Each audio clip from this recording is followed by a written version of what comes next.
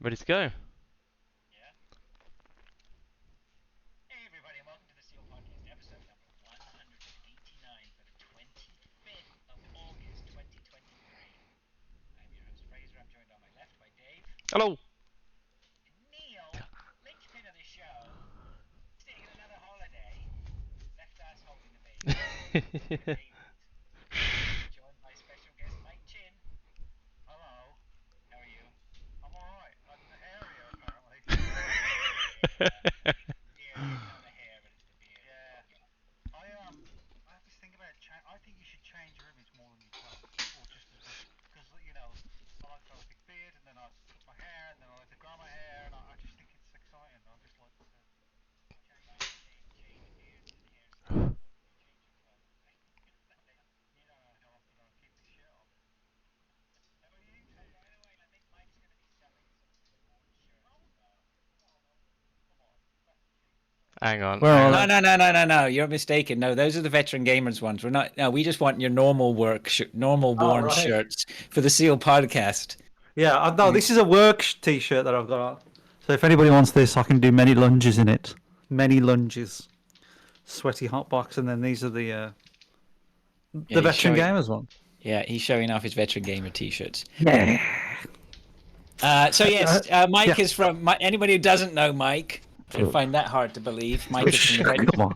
Mike's from the Veteran Gamers I podcast. I can't walk down to Sainsbury's without getting bothered now. Can't go down your local news agents without being No, recognised. it's just changed. I've got to have people to do my shopping for me. It's just You've got a guy for that stuff, have you now? I got a guy for that. Yeah. Got a guy for that, Dave. Yeah. yeah. Well, yeah. Thanks for having me on. How are you two? No. Yeah, we're good, thanks. Yeah. Now watch out. Be careful, because this is how he takes over. See if you do it there. He's asked us a question. No, you don't ask the questions here. All right. I just said to my wife, like, I love being on somebody else's show because I don't have to do anything. Just turn up. No, it was meant to be, wasn't it, Fraser? Yes. Me and you, we found out Neil wasn't going to be on, and we were like, oh, shall we do it? You know. We're the perennial slackers. Yeah. We were all ready for a week off. we Yeah. were just discussing it on WhatsApp, and then Fraser's like, oh, Ginny's messaged me saying he's available to come on. I was like, What did I message you though, Fraser? That's important. Oh, you were messaging me. I don't know. Was it I sent you an me? image. I sent you I sent you an image.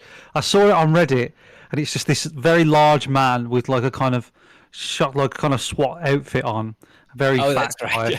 guy. Yeah, and it said Meal Team 6, and I was like, oh, I'll send that to Fraser, and then you rang me straight away saying, oh, Everything was aligning, like, it was just. I Yeah. literally just sent the text to Dave saying we should cancel, and then you texted me, and I was like, "This is meant to be." Right. This like I know, because I'm an attention whore.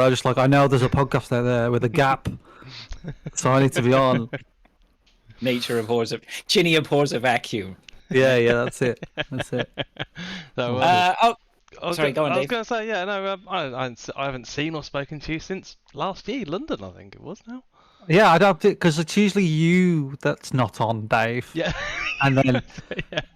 and then I remember following you like your moving story because I think I moved. When did you move into your new house, Dave? About 2 months ago now.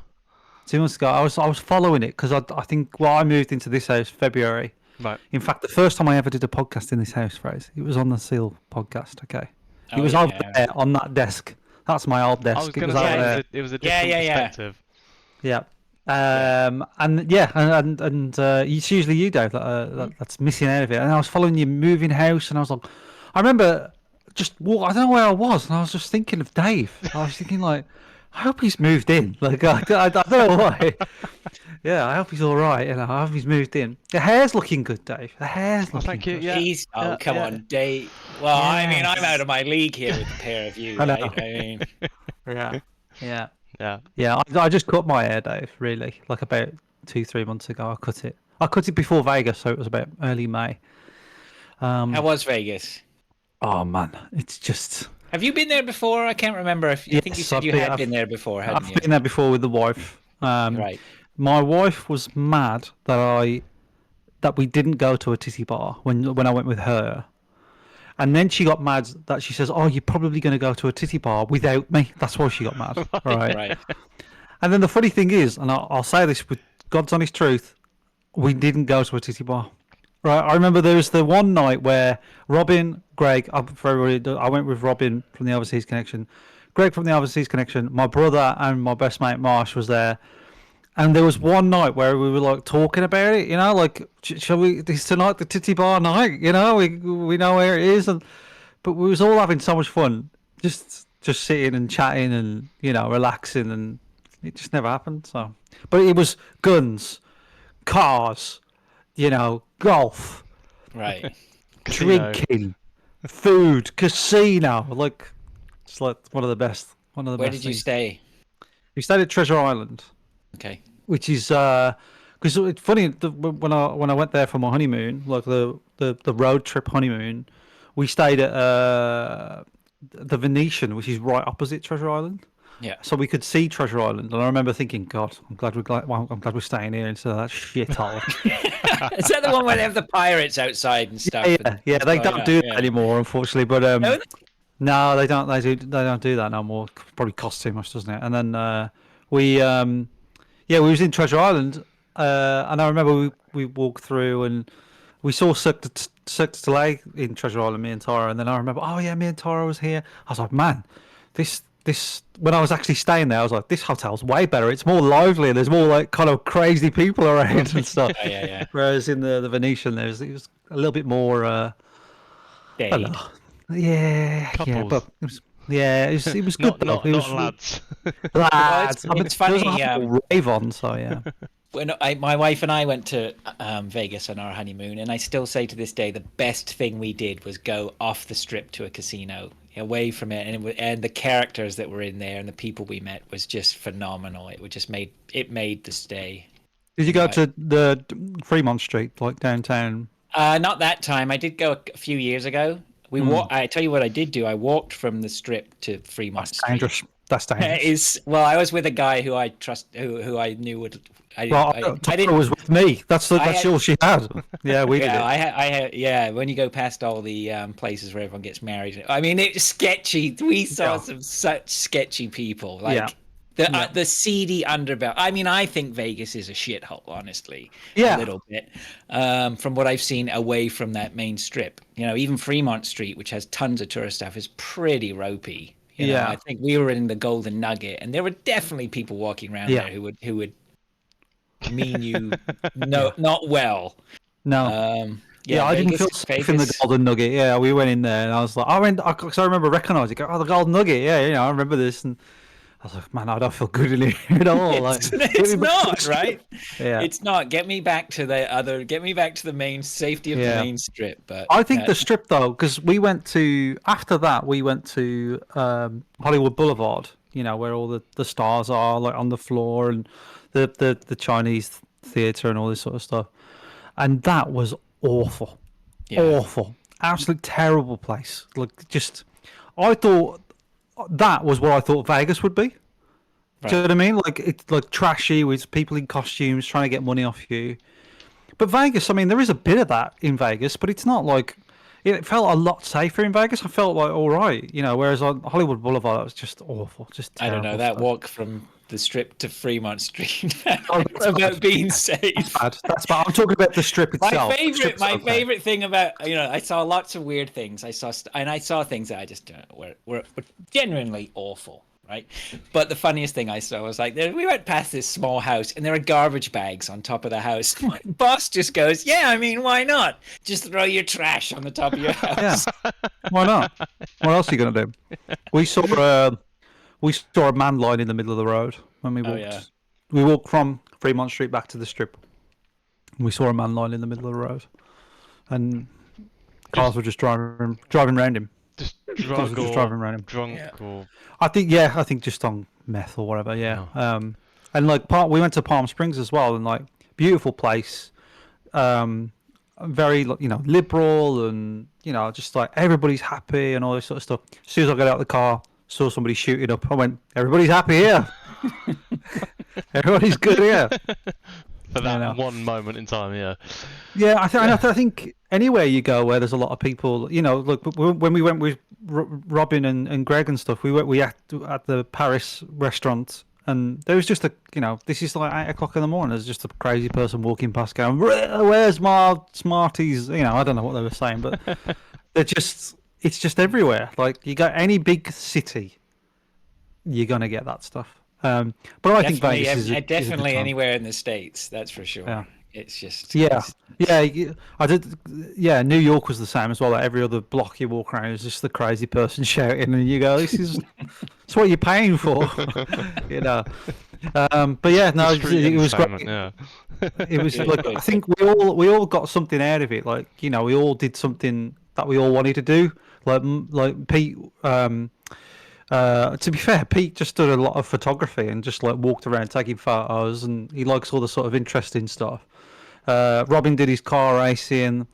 I really wanted to go shooting. That was my thing. I can't believe I've been to America like 4 times. I've never shot a gun. Like what am I doing? I think shooting the gun is something you just have to do once. It's brilliant. It's like now I don't have to dream about it every night. No, right? I mean if the chance arose, I'd do it again. But I don't have that. I've had it now. I've done it. And Marsh came up with a great idea of going to the ice hockey. That was his. He loves ice hockey. Oh yeah. So we went to see the Vegas Knights. Well, they're not too shabby a team to go see. Yeah, they're really good. Yeah, it's a great place. I mean, I think everybody what's should more go there once. natural than ice hockey in Las Vegas? Right? But like Vegas is a place where if you have the money, you can do whatever you want. Mm-hmm. If you have the money, that's it. Like do you want to ride over a car with a tank? Well, give me $400, and you can do that. Whatever. Do you want to shoot a minigun out of a helicopter? No problem. So that's what Vegas is about.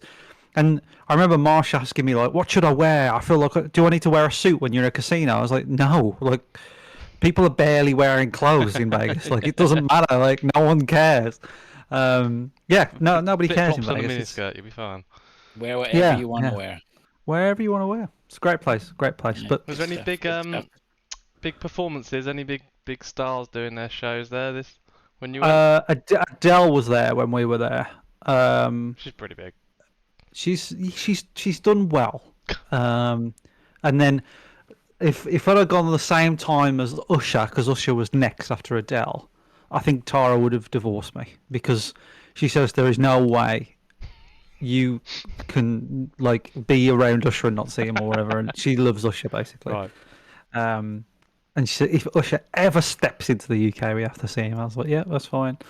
But yeah, he was next. Adele, but we saw the Blue Man Group. That was the thing that we did. Was the Blue Man Group? So that was kind of a spur of the moment. Yeah. It was I've fun. heard of It them. was I great. don't really know what they do though. I only heard of them from The Simpsons, really, and what they are is just, I suppose, imagine like 3 aliens putting on a show. Do you know what I mean? Like, Go down to your local B&Q and go hit some PVC pipes and paint yourself blue, and then you can charge whatever you want. People come and watch. Oh, is it you. kind of like That's Stomp, but with weird characters? They started off doing paint on drums, so and then they'd draw things with it and stuff, and then they just did all other stuff, and then they did like a funny thing where they had this like one of these small cameras on a wire, and they would pretend to put it in an audience member's mouth, and obviously the video feed would cut, and it looked like the camera went all the way into his mouth, and then they put it out and be like, oh, it's funny, it's a funny show. Yeah, it's a funny show. Right. Well, they've been there for a long time, so they've got to be doing something right. It's got to swap it up, and like the one guy caught like about 50 marshmallows in his mouth in a row. It was kind of amazing. It was like, I don't know why you'd need to do it, but yeah, it was impressive. And if I could catch 50 marshmallows in my mouth not in one go, one after the other, no, they still had them in his mouth. That was the thing. Oh my god. Yeah, because like you think it's weird. It's not practical in any way, but it's impressive, and I think that sums up the Blue Man Group. Like none of that is real life skills, but still Don't come out impressive. of it with any like actual marketable skills or. If you have a kid who has the skill to catch a lot of marshmallows, paint pictures with drums, I don't know, like pretend to shove camera spray in people's mouths, then you think, well, there's a job out for you. You think there isn't, but there is. Okay, let's move on then. Yeah. Well, we can because we need to. Neil normally does the footy section. He's not Oh, here. do you want me to do it? Do you want to do it? Yeah, I can do it, no problem. Yeah. Okay, go on then. So soccer is the teams with the I signed Kane. I shouldn't have done it. I signed him and I shouldn't have done it. Oh, Perfect. I get a lot of people say that I look like Harry Kane when I was a bit thinner. I suppose. Yeah, I can get see a lot. that. Yeah. I do get it. When I was in Paris, this German guy was like, you look a little like Harry Kane, England footballer. I was like, yeah, I get that quite a bit. So, but you do not have his money, yeah? Ha ha ha! And I went, thanks, and he just buggered off. That was that was him. Yeah. So I don't know. I'll be honest. Sometimes the football chat for me on this show. I listen to the show every week. I do because I love you guys. you. But the football you. stuff is rough for me. Well, 'Cause I Neil's don't- not here, so watch this. Chelsea's just beaten Luton. So Have they? yeah. Okay, Ah. good. All right. Isn't good. doesn't he support Luton? Yeah, he does, and I support Chelsea, so that's good. Ah. And that's why he's got the week off. Yeah, so Neil will deep dive a little bit into the whole football fine. area. It's his full, thing. It's I his like thing, it. and he's It's his very thing. good. He's very good at it. He Yeah. is enthusiastic for it. Yeah. Anyway, anyway, we have the fantasy football going on because there's games going on. I haven't got access to the tables from last week, so all I can tell you is right now, unbelievable, and I can't. My brother from another mother, Lewis, is sitting up at the top. I don't know how he's pulling this out the bag, but he's up there right now. He's got a 2-point lead on Neil, reigning champion. So up there, interesting 1-2. Sam Hockley's at 3rd, Joel Reeves is at 4th, and Neil's son Adam is at 5th. Matthew Arnold, who started very strong, has dropped to 6th. I am 13th. You know me. So I'm a strong finisher. In case you didn't realise. Mate, you out of nowhere last year, wasn't it? And last season, wasn't it? It just That's right. That's Yeah. right. I'm not panicking. So I mean, I think we had Andy in the chat. He's already used his wild card. He's had a full scale panic attack right in the second week and used his wild card, turfed everyone out. I nearly did the same this week, but Did you? I Yeah. stayed Just strong. stay strong, man. Hang on. Now, where are you? 24th. Hang on. I gotta scroll down here. ew. Well, that's all right. Well, you Yeah, have 30 yeah. people in the league 30 now. people so in the league. So Yeah. Look. That's impressive. Yeah, so that's good. We've grown. It's nice. And that's the football. That's your football section, everyone. the thing that normally takes 45 minutes. Yeah, never. somebody else has joined. I'm not exactly sure who. It might be Dectay, the Corn Stars. I'm not too sure. I think I Will Not Eat Cat Poop was already in there. Oh, 2-0 Chelsea. Nice. Good. Clean sheet, please, for my Does- Chelsea does- defender I brought in. Does the real Kahuna Neil live in Luton? No, is No. no, but it's been a Lutz fan. Oh, yeah. Have you not, if you haven't listened to last week's show, that this was brought up. Oh, I did listen to last week's show. He was talking about whether he didn't know whether he was born in Luton or not. Oh, remember that right. bit? No, I don't remember that bit. Sometimes you're doing stuff, aren't you, when you're doing it? I don't know. But Oh, yeah. yeah. Yeah, all right. I'll say this then. Luton's a fucking shithole. Yes. Have you ever been there? It's fucking awful. Hopefully not. I don't think so. It's Yeah. awful. The airport's alright for me to get to Luton other places. International Airport. That's why EasyJet set up there is because it's so fucking cheap to set up. Like Right. the first EasyJet flight went from Liverpool, and then they just set up a base in Luton because it was so It's cheap. the easy jet of towns, isn't it? It's Lidl. If cities made if Lidl made cities. All right. Now that we'd rubbished everything about Neil, Neil's not here. Lost all your Luton listeners. Yeah, shit He's all not over here. like 200,000 people or something. Yeah. Let's see your Neil. podcast. That guy that you had on last week knew nothing of Luton. I'm going to Google great things about Luton. Hang on. Great things Okay. about Luton. This is going to be a fucking empty list. Nothing. Okay, hold on now. The church. Oh, good start. When the cinema's on this list, it ain't great, is it? No, it's not looking good, is it? Okay, Whipsnade Zoo.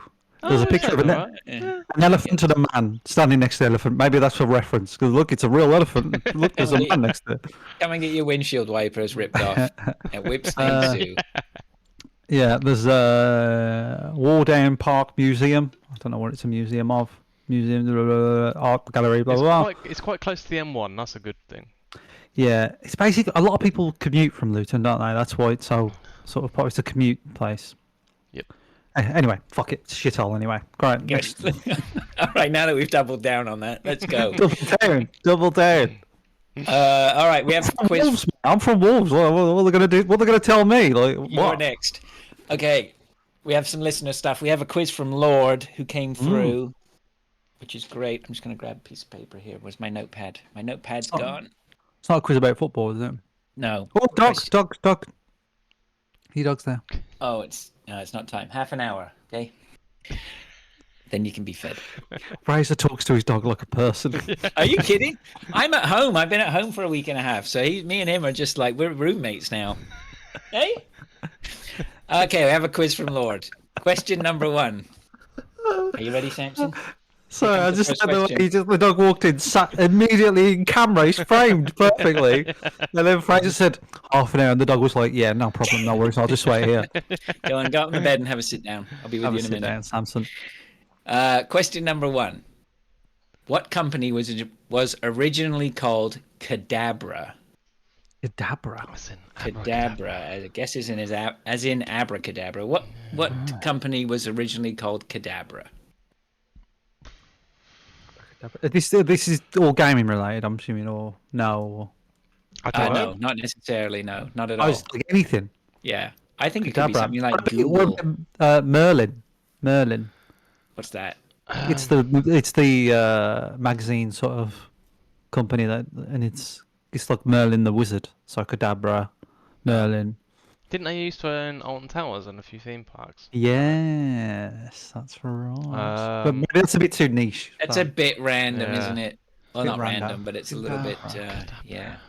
Something like the Magic Circle, a company affiliated with I'm Magic thinking Circle? something, but maybe a little bit more like Google or something like that before, like Cadabra Magic. Here's your thing you're searching for, right? I don't know. Like Ask Jeeves. Yeah. Good old Ask Jeeves. Asda. No. I just said Asda. I don't know for that one. Okay. I'm doubling down on Merlin. I have no idea. Merlin, I'm gonna go Google. We'll just do 3 answers. Magic Circle shop. You what? Brilliant, Dave. The Magic Circle shop. I really feel the effort coming through here, Dave. I don't know. I don't know. Good day. I don't know. Good day. That's the best you can come up with. Magic Circle Shop. I don't even know what that is. So, The magic circle, like when you're a magician, you're in Yeah. the magic circle, aren't you? The magic. So it's not even a real thing. It's just. No, it is a real right. thing. No, it is a real thing. When you're a magician, right, Yeah. you're in this club called the Magic Circle. It's like Right. But it's is like there a Magic Circle shop? well, there has well, to there, be. there probably is some Yeah. shop somewhere called the Magic Circle, but there is a brand called the Magic Circle. That is a thing. Right. I'm worried, concerned that Dave thinks this might be the answer. It's definitely not the answer. I don't know. It's literally just a throwaway. No, Yeah, honestly. honestly, been working on this for hours. All right, number 2. What country has the most islands? Oh my god. I'm going to say Canada. Canada. Say Philippines. I was going to say Philippines because it's just islands, isn't it? Yeah. I'm gonna. Can we join forces with Dave? Like, can I? Joe, you both want Philippines? I want Philippines. Yeah, that's what popped into my head. Okay. Not Magic Circle country. Magic Circle country. Yeah. That's where David Blaine Isn't it lives. like America or something. I bet I got. It's all weird, isn't it? Mm. Like fucking Spain or something. I don't know. Well, you'll soon find out. Yeah. Actually, will we? Do we have answers to these? We do, Question no. number yeah, 3. yeah, they're on there. Never know. Question number 3. Where is the strongest human muscle located? Don't. What are we talking about? What are you talking about? If Neil was here, it'd be going. We'd already be in But the strongest is your legs. I had when you I'm first gonna said it, I say- thought the tongue or something like that. I would say the jaw. The jaw. Yeah, that. So I can't like propel myself upwards with my jaw, Okay. but I can with Yeah, my I legs. I can't lift myself with my jaw. How are they measuring the strength? Well, is it? Yeah. Is it like that ant is the strongest animal in the world because of its relative size? Like relative size over strength? I don't know. What weighs more, a kilogram of steel or a kilogram of feathers? Oh, steel, isn't it? Obviously, idiot. Yeah, I don't know about the muscle. I don't know. I would have said like something weird, like tongue. Or what about you dick? There it is. Because it's your dick, innit? I'll leave. Sorry, I'm going. It's the end of the It's all right. last We were time. expecting it anyway. That Last time I'm on the show. someone was gonna say it. It was probably gonna be me eventually. Hey, what So, about you, dick, mate? Right. so what are we going, Dave? You going leg? Well, yeah. I don't know. I'm It's gonna gonna say be like like something random like the heart or like an internal sphincter or something like that. your bumhole or something like that, isn't it? Like because it pushes out all the poo or something. I don't know. I'm gonna say the tongue because it's kind of like a weird one. Okay. I'm telling you, if Dave's That got was number so one close right, to my ears, Dave. right. Let's have a look. Where is this quiz then? Do we have the answers here? Yeah, it's in Discord. Fraser. So where is this quiz then? Is that all the questions? That's all the questions. 3 questions. 3 questions. Okay, what company was originally called Cadabra? Da-da-da-da. It is Amazon. Oh, you was right. You was on the right lines. I was on the right lines. It makes more sense that it's a business that we know rather than fucking Merlin or like the Magic Circle jerk or Do you whatever. understand my concern here at the Magic Circle shop? Yeah. Yeah, So yeah. I don't know.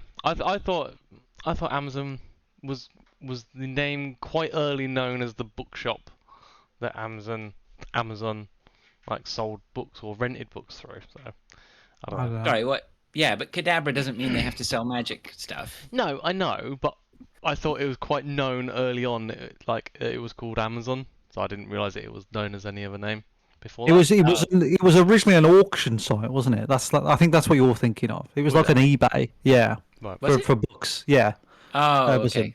He was originally an auction site, and then he quickly was like, "Fuck this! I'll just sell them." Because books are usable, so they're quite a strange product like that. They don't No. deteriorate as quickly. Hmm. Yeah, Books. There you go. books. Okay, what country has the most islands? The answer is, oh, this is surprising. The answer is Sweden with 270,000. Fucking Sweden Fucking hell. with their bloody healthcare and their good education. Yeah. They're show-offs. I'm just wondering, are all those islands around Sweden, or does Sweden have other territories? But it's Denmark who has the Iceland and Greenland, isn't it? yeah. Iceland's a separate country. Is Denmark related to Iceland? They're not related to Iceland. No, I was thinking of Greenland. Yeah. Question number 3. Where is the strongest human muscle located? It is the jaw. Thank you very much. Let's Well done. go. That's what the kids say, isn't it? Let's go. Let's Alright. go. So, sorry guys, I win. Well done. done. Congratulations. Thank you. I guess it's strength over relative size rather than actual I guess we strength. could take it to a decision, a judge's decision if we need to. Who's I don't the think judge? there's much to decide there. But not right now. But not right now. Let's move on then to what we've been doing. We haven't got any notes here for you, Mike. Is there anything you want to chat about what you've been doing, or do you want to have a think about it? One of us can go I first. think, and I talk too much, so you go. All right. Shall I go first? Go for Go it. for it. I've been at home on my own for a week and a half. I don't know. Sounds I- like bliss. Oh, mate, you have no idea. Mm. Yeah, the problem is my family could be listening to this podcast. I know my son listens every now and then, so I got to be Oh, does careful he? what I say here. But yeah, I've been on Yeah. my own for a week and a half. It is absolute bliss. The place is nice and clean You and say your family tidy. ruined your life. No, well, I mean, it's like any I mean, actually, this is relevant to you in a way, isn't it? Yes, they have in a way, Oh, but God. no, I love my family very much. Sure you do. But also, I was a bachelor for a long time. I didn't get married until my mid-30s, right? I didn't move in with my wife till I was in my 30s. Mm. So I'm more than capable of living on my own, and it's just nice having the break. So, but you know, that was making me laugh, right? Because I thought I would fall into disrepair being on my own again. It's been a while. It's been a few years since I've Yeah. been on my own for Just this. stop But showering. I Yeah. did notice at one point I've been wearing the same clothes for about 2 or 3 days. That was at the Classic. last weekend. But I was like, so what? Who cares, right? Doesn't Just matter. get up. You're not going anywhere. I'm just crawling my carcass out of bed to walk the dog. Who gives a And then I just can't be bothered to change after that. So, but no, I've been Why pretty why proactive. shower anymore? Do you know what I mean? Why shower anymore? Ah, well, I managed to get my arse out and go swimming and fed myself very well. And but the funny thing is, right? I just know, like, it's things like I wanted some ice cream. I had a hankering for some ice cream to have with this pie I bought, right? So I went out and I went, oh, do I get chocolate? Do I get vanilla? I know what. I'm going to get both, and I'm just going to get the ones that I want. The nice premium brands or whatever. I don't care. Right? I'm saving so much money just being on my own. Yeah. So I buy these 2 ice creams, and you know what gets me? Is those ice creams are sitting there. I've dug into them once each, right? One bit of the vanilla one in the choc. I've had a scoop out of the chocolate, and I was like, I need to eat more ice cream, but I'm not a glutton for that sort of stuff, right? I'll have it when I know it's there. I don't have to eat it all at once. I know. I'll eat the fuckers As before I soon go. as those children arrive home on Thursday, right? Yeah. That fucking ice cream is going to be gandy, right? Yeah. Within a couple of days, it's all going to be gone. They're just going to hoover it up like the locusts they are. And it's just that, and the place will be a mess. There'll be shit everywhere. Yeah. It's good to have a break. I like it. But yeah, they will be coming home. So, but there you go. It'll be nice to see them. But yeah, that Kind of. being on my own is just yeah, I like Right, it. isn't it? I like it Yeah. a lot. Yeah. I think it's like a form of like happiness. You know, if you can be on your own and happy on your own, I think it's like the goal. Do you know what I mean? It's like the mindfulness goal of like I can just be on my own and be fine. Yeah. I mean, it's interesting because obviously the difference is I'm not on my own, right? You know, I'm Yeah. sitting here right now talking to you guys for a few hours. Every night, you know, I've been online with the crew and playing games or whatever. So I don't feel like I'm on my own. You know, my neighborhood's very friendly. I step outside to say hello to everyone. You know, I know all the dog walkers and whatnot and all my neighbors. So, you know, it's not that lonely. Moving to the middle of nowhere, loneliness. I'm not sure it would be the same, but I don't know. I stepped out the house the other day with the missus and taking the dog for a walk at about 7 o'clock in the morning, and the missus there was somebody walking past with some other dogs, and you know they were sniffing each other's butts and stuff, and the missus was just chatting to him, and they're like, "Oh, how are you getting on? Yeah, blah blah blah. You know, oh, it's really nice around here." I was like, who?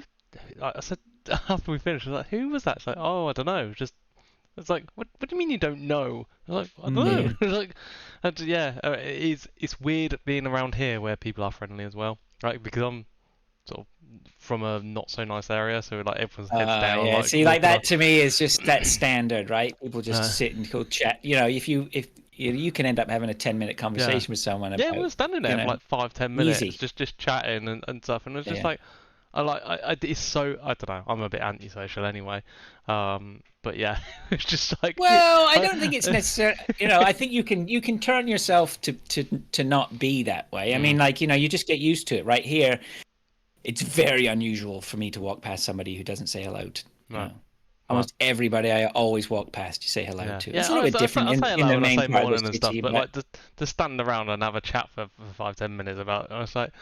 And I honestly assumed that the missus knew who that person was, or you know, at least recognised them. I was like, oh yeah, they live there. No idea. And I was just like, yeah, I can't do that. It was so weird. Yeah. Yeah. You Oh come my over God. here, we'll train you. We'll train you over here how to be like that.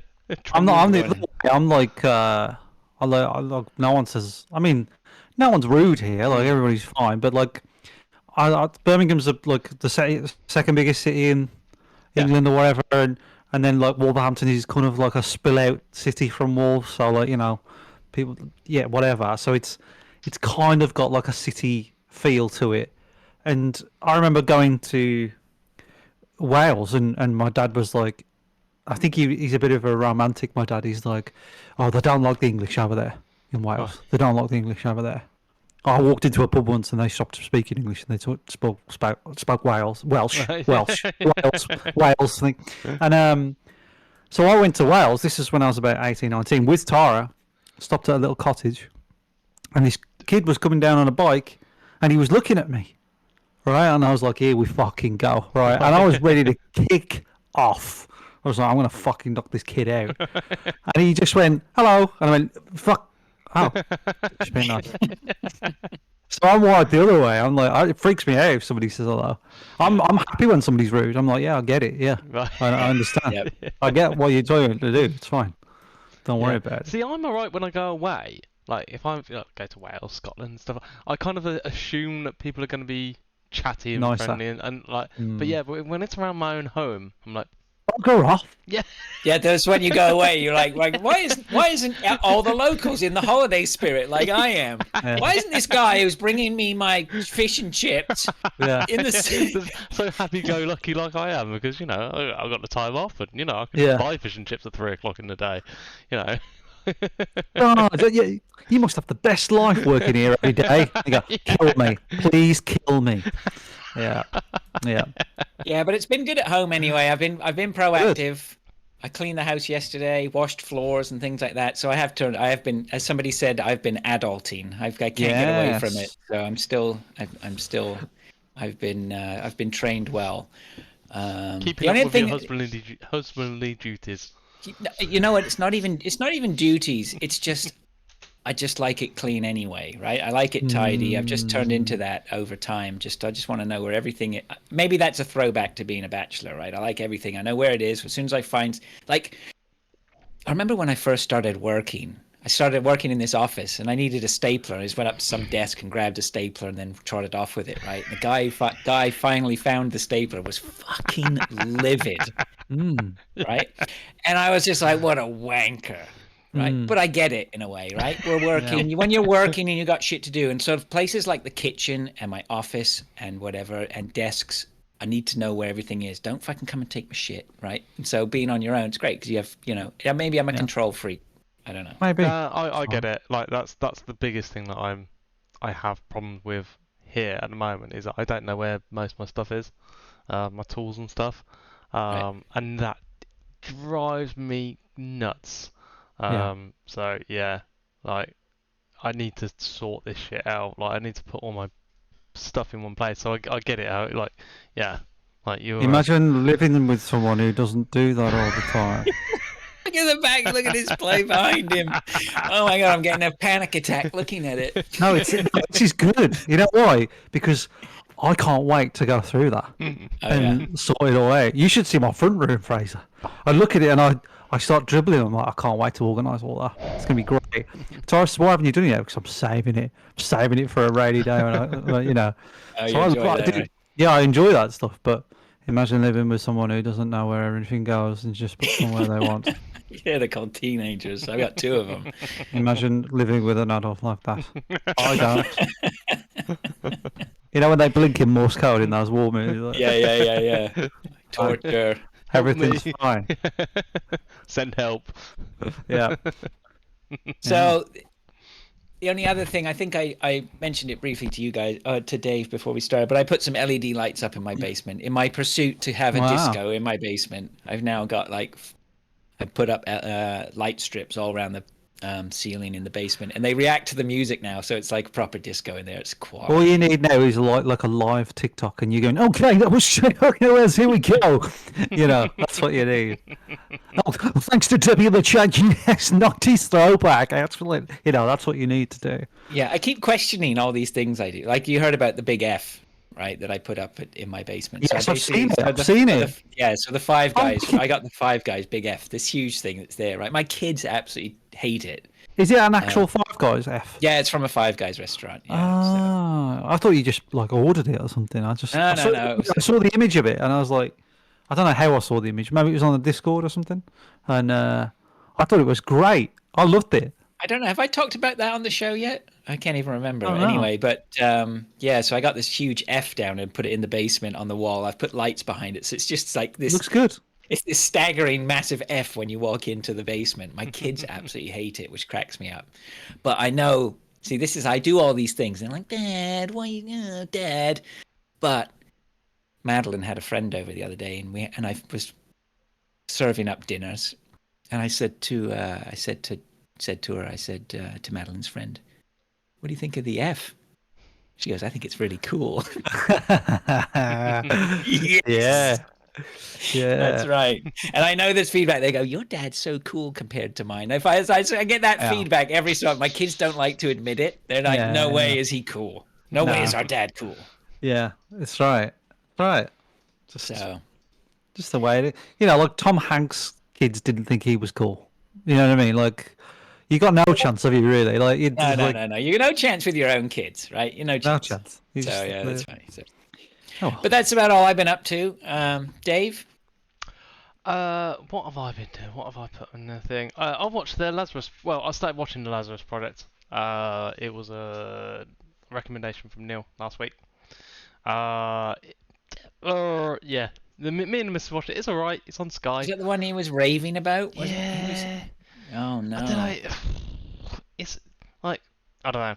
I'll Go spoil on, a Dave. little bit of it if you haven't Yeah. seen it, or like basically a bloke gets the ability naturally to, when time is reset, because time is reset by a special organisation when things go wrong.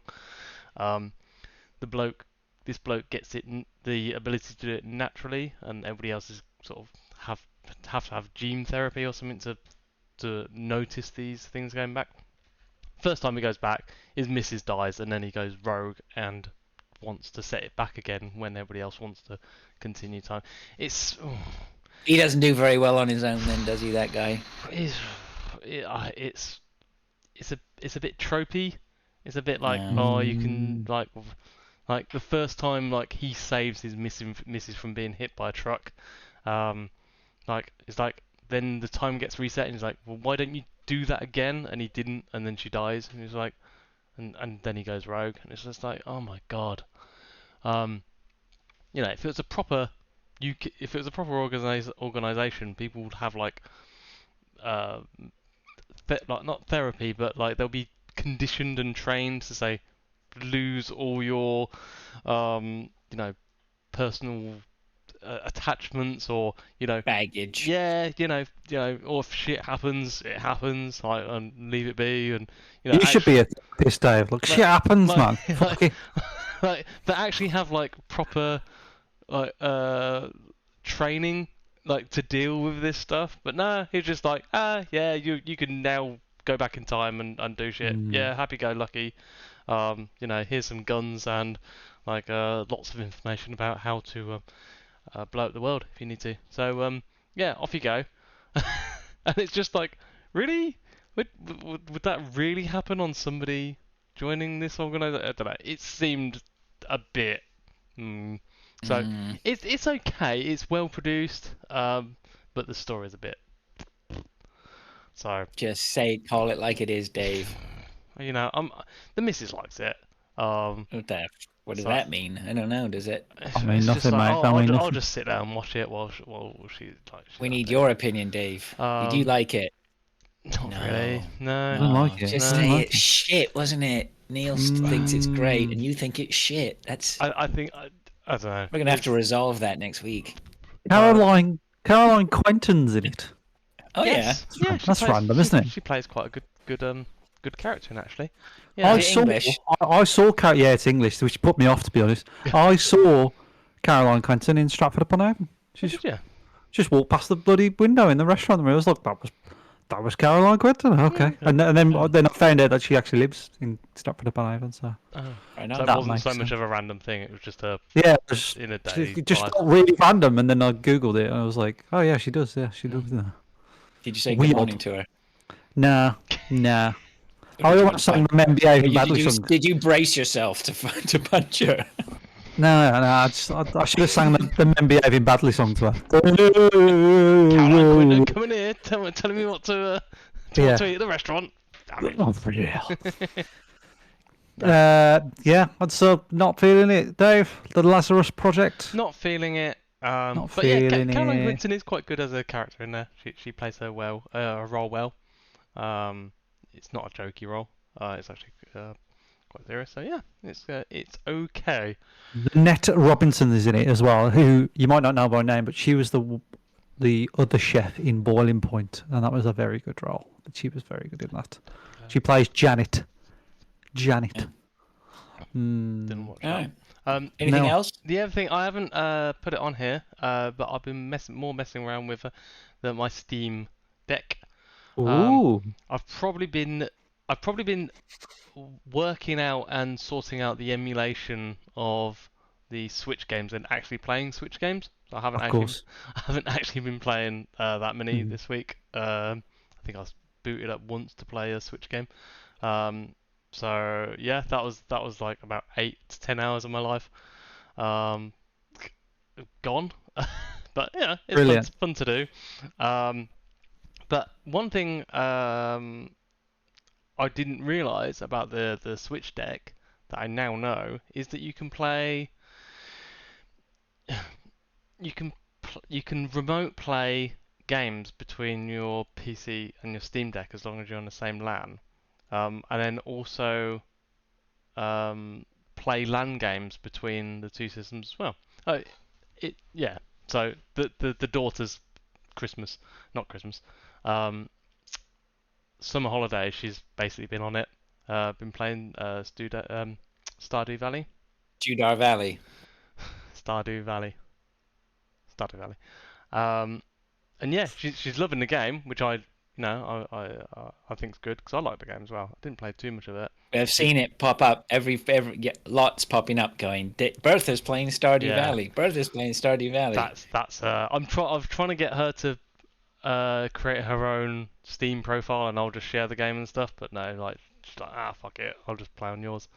So it's fine, I don't mind. But there's a lot more to the Steam Deck and sharing games between the two and playing network LAN games that I realised. So that's really cool. So there's loads of games that are local co-op that we've worked out that we can play. So we're going to start playing some games between the two. It was good. Nice. Yeah, Good stuff. it's a Brucey bonus of that is that Steam actually allows you to do quite a lot of local co-op and networked co-op. Is that local? Is that working through Steam's OS? Yes. So you don't have to do anything fancy. No. Oh, okay. All right. It's all right. all Sorry, through Steam. Yeah. Oh, that's okay. There is some programs that you can install or use for some of that stuff, but for us and how I set the network up, I don't need to have additional programs between the two. So no, it's good. Yeah. Okay. Happy about that. All right. And that's it. That's basically my week and work. I'm working. Work. I keep forgetting it's a long weekend. I don't know if you've got a long weekend, Fraser. I went to a boiler factory today. That's what I did for work. Mm. I went to see some people who were actually making stuff, manufacturing boilers. Mm. So Yeah. Was that where was that in the city? You said? Toronto, yeah. So that's pretty neat. It's nice to see I people bet. doing Sorry, stuff. I bet there's a lot of pressure in that job, right? Hey. Is that what you said? Well, yeah. Ah. So what was that? Is that to do with are you selling them? Are you? Or? Correct. Yeah. Yeah. You Need sell to go it. find out about them. I know nothing about boilers, Right. so my journey started in earnest today. These are convection So- boilers, not steam boilers for like old trains or anything. Not steam boilers, no. No, they're boilers. powered by little orphans, Dave. These boilers pumping away in the basement. Yeah. Can I get fed now, sir? No. Yeah, we sell those. What have you been up to, Mike? Oh man, it's happening. Oh God. Okay, it is happening. Are we talking about the same thing? What's It's the date? What's the baby, due date? What's the due? The due date, or the Jewish date, as some people say, is the 24th of September. That's what the medical professionals say. So month. Yeah. So yeah, my wife seems to think it's the 29th of September. Okay. So I don't know why. She's just certain. She's already explained why she thinks that, and all I heard was oh, okay, right. So we've got a little bet on. Our bet is, I think the baby will be born on the last week of September. She thinks the first week of September. Sorry, October. So yes, she's very pregnant. Very Right. pregnant. Like, oh, every movement she does, like, oh, this hurts now. And yeah, and like before, you two have been there before, but I haven't. But when you're like, oh, I think the baby's kicking. Now I can just look at her belly and see, like, oh yeah, the baby's like turning around. Yeah, Like something out of Alien as you see these things moving around, right? She just looks at her belly, goes, look at the belly, and you can just see it just go. That's a foot. Yeah. And you're like, oh my god! And the it's baby's amazing. already 5 pounds now. Right. So I think he's. I'd say it's a he. I don't know. We don't know if it's a boy or a okay. girl. Oh, you haven't. Right. I Okay. say he because it's one letter less than she, so it's easier for me to say. And And it's a little bit sounds a bit nicer weird than saying it. it's yeah, so Yeah. it's a bit nice than saying it. So we did I tell you about the naming thing that we did? No, So the naming app. Did I say this? Did I ever told you about this? I don't think so. So we did this thing. It's kind of like Tinder, but for babies' names, right? So you swipe right for the names you like, and you swipe left for the names that you don't like, and you find out which names you matched on, right? Right. Out of like hundreds and hundreds of names, we only matched on one. Do you want to know what this name is? It's video game related. Mario? Sid. Mario. It's Mario. Are you serious? It was And you Mario. only swiped because it was Mario, right? I was like, Mario, that's funny now. We're like, she'll never do that. Mario. And Yes. we saw that we matched it. We laughed and we was like, "Hi, yeah, Mario." It's not that bad of an actually. So we started to think it's not that bad. But it's safe to say the baby won't be called Mario. But we did consider it for a very short while. You I was should like, throw "Oh, it'd be that. funny." Just throw Mario in as a middle name. Yeah. It's like maybe. And every time I talk about the baby, I call the baby Mario. The bumper stuff. Like, oh, here's little Mario. But obviously, no, that won't be his name. Well, the baby can be called Mario without being called Mario. Yeah, I'll anyway, just right? I'll just call the Just baby call it Mario. Mario. Yeah, or Peach if it's a girl. Yeah. I'm pretty Peach, sure we're that's getting. sweet. I'm pretty sure we're getting a boy. No, basically it's just guesswork. I haven't put like a diamond over the belly and see if it swung this way or anything mad like witchery like that. But I was gonna say, what colour have you done the room then? If you don't know. it's just a theme, so it's moon and stars theme. So we have done like a dark blue, but it's to represent like a night, like a night sky. So this bank holiday weekend, actually, we're going to put the decals on, so like a big moon and some stars. But Tara wants to fill it up with colourful stuff, so because at the moment it looks very blue. Right. But she wants to fill it with like colours of the rainbow, basically, and all sorts of things. So just because the baby doesn't give a shit, does it? The baby looks. He didn't do like, any. No. If there's Nah. one thing I'd recommend is get a very comfortable chair in that room. Well, she's ordered a chair, and we were talking about this before the show. Actually, she's ordered a chair in early July. It still hasn't come.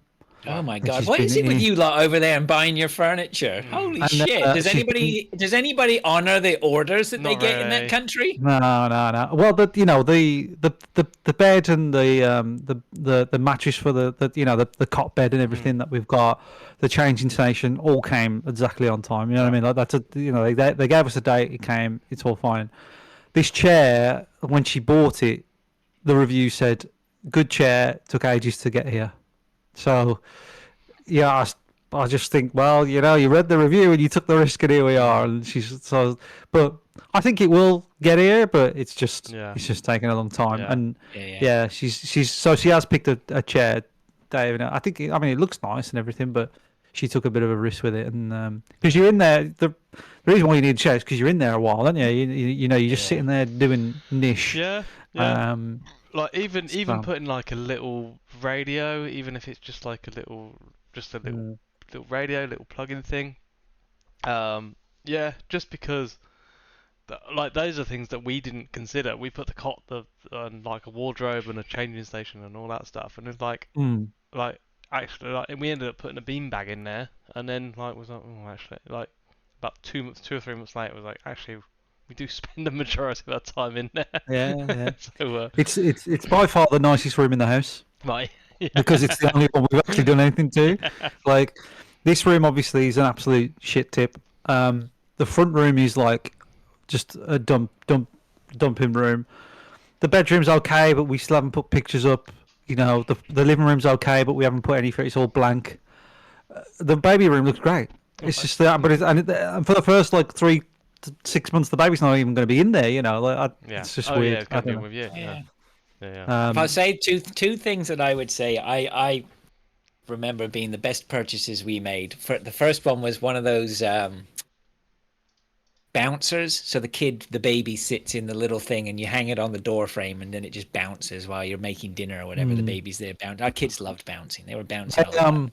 They don't encourage those anymore. Apparently, No. It's a thing. It doesn't strengthen the legs as much. I guess they could see a downfall if your kid's in there for 12 hours during the day, right? Yeah. But really, just as like when you want your hands free, right? Or the kid. There's a specific point where your kid can move, and you need it not to move, right? Yeah. So, but I'd like to keep an eye on you, and you seem to be happy bouncing. I think that was a real. We got our money's worth out of that.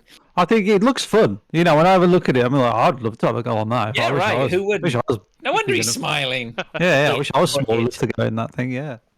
Yeah, and the other thing we bought was we spent an extraordinary amount of money on a stroller. I can't remember. Oh my god. But it wasn't the first initial stroller where it's all this stuff. Well, we did spend on that too, where it's got all the things interlock and baby seats sit on top of this and whatever. But we did spend after that. We bought one of those strollers. It looks like those wanker mums who would jog with, those ones.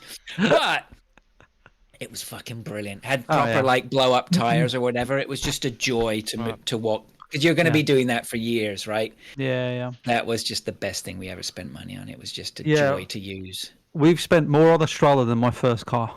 Yeah, right. It's fucking unbelievable. It doesn't surprise me at all. 1600, 1700.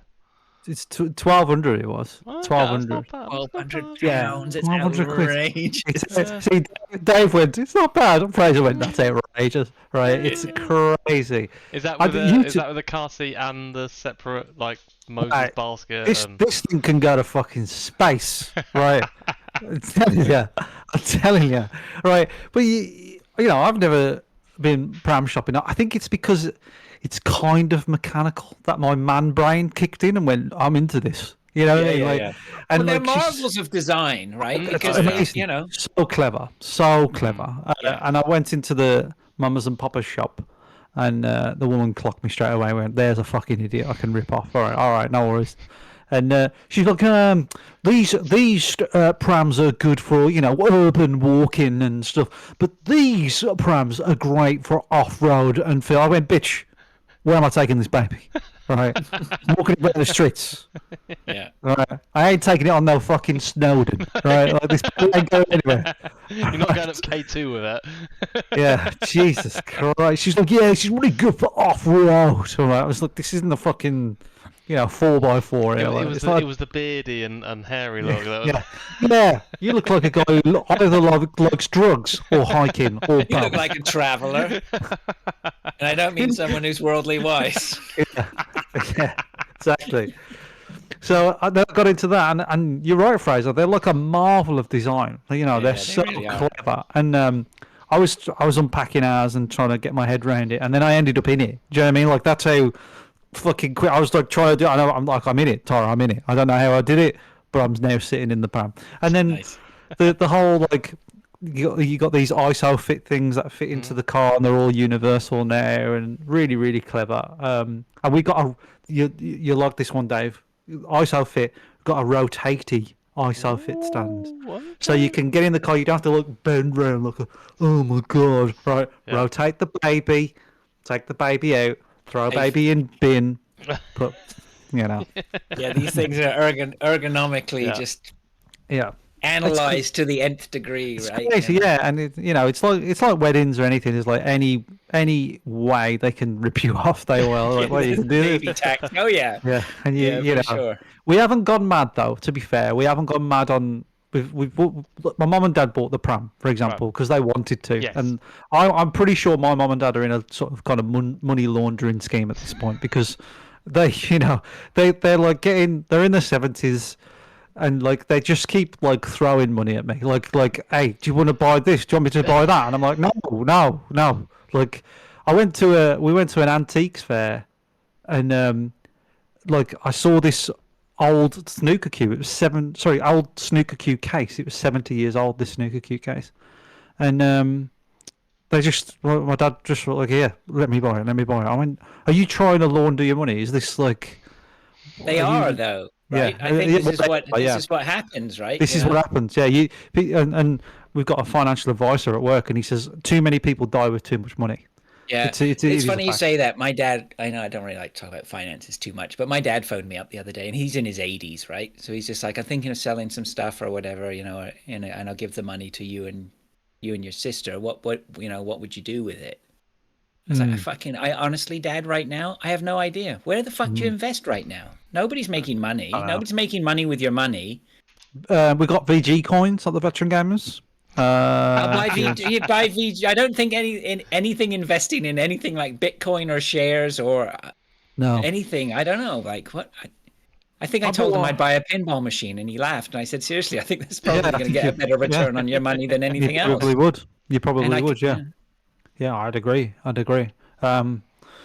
Yeah, no, but anyway, so they bought the pram, and like my mother-in-law, Tara's mom's been really good, and like buying things here and there, and we waited for the baby shower for everybody to get stuff, and Tara's brother's girlfriend is also very very good as well. She's been really helpful, and yeah, there's a lot of family help. We're very lucky, really, and a lot of hand-me-downs as well and things like that. So we've not gone mad. We've got the things that the baby needs, but we haven't, we're at the point now where we know what we don't have because of the baby shower and all that sort of stuff, so we can go get those things. But we haven't like bought lots and lots of stuff. There was even one of these baby sales, and they were selling stuff for like £1, and you get like packs of baby grows. It's so cheap because they're all used, they're all used, but like, Well, they're that's it, washed and like, fine. Yeah, it's second-hand baby stuff is literally like worthless because like everyone wants new The brand, the yeah, best yeah. things. But if you actually looked for it, like on Facebook Marketplace or something like that, there's tons. Like people Tons of sell it. bags of like pretty much brand new stuff because people have bought. Oh, my we wife bought, did like, that. Eventually, it was finally like, we have to get rid of it. It's time to cull. Yeah. You know, and bags and bags and bags of baby stuff that she Yeah. took to a big sale place or whatever. And I mean, she ended up banking a couple $100 on it, right? Which is better than a kick in the teeth. Yeah. And I think at the end of the day, she was just like, right, everything's 25 cents. Who cares? It's just got to go. It's got to go. gotta It was go. like, sweep it all up, Yeah, and yeah. most of the stuff, like, it's still got tags on. Like, Yeah. Well, the problem is the babies grow so big, right? So somebody comes, their first birthday comes along, everybody buys them tons of stuff, and you don't end up using it all, right? Because within a week, well, sometimes people get it wrong, or within a week or 2 weeks, the kids have grown so quick, the kid grows so quick, it grows out of it. It's just anyway, you know it, Mike. It's coming. It's the roller coaster ride of your life, sunshine. No, I know. And someone told me this good piece of advice is everybody buys you newborn 0 to 3 month stuff, but no one buys you the 3 to 6 or 6 to 9.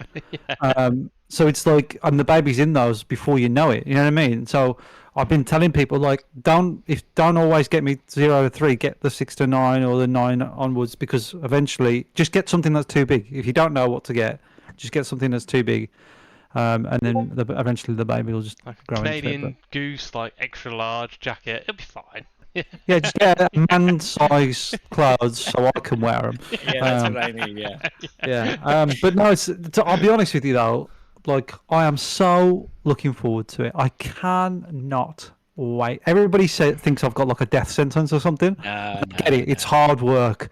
I'll be tired. I'll be like, oh my god, I can't believe I had so much time before. I get it. I understand, right? Yeah, we But can all tell you that. We can all tell you that, Fraser, right? like you, Fraser, I had a good run, right? Yeah. I'm 37. I had a good run, right? Yeah, you've done very well for yourself, sir. Very well. I've had a good run where I did whatever I want all the time, and now I'm fucked, right? I understand. You it's have fine. to pay the Reaper Man.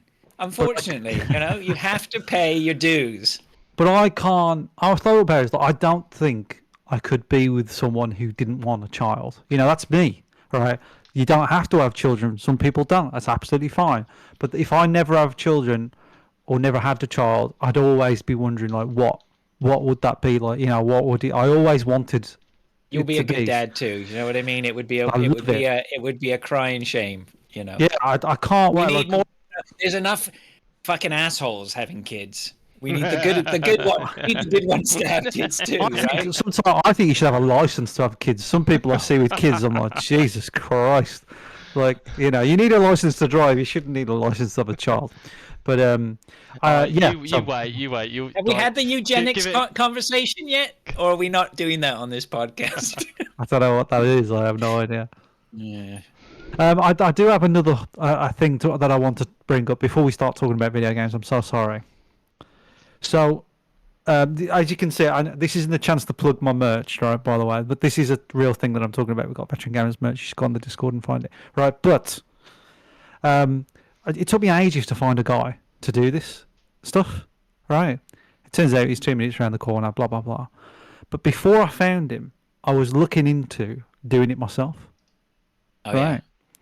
And I really got into this black hole. When you get into a black hole of something, you with your DJing phrases, it's like, oh my God, I'm so far in. Mate, you're in good company here. Dave and I, we all go rabbit holes, yeah. And how to do it in the different types and like vinyl transfer and DTFs and the other paper that begins with S and like screen printing, all sorts of stuff. And all that stuff, yeah. And I was like, oh my God, I've gone so far into it. And I really want to do it. And then at the same time, I found this guy who could do them for, not a bad price. But now I still want to do it.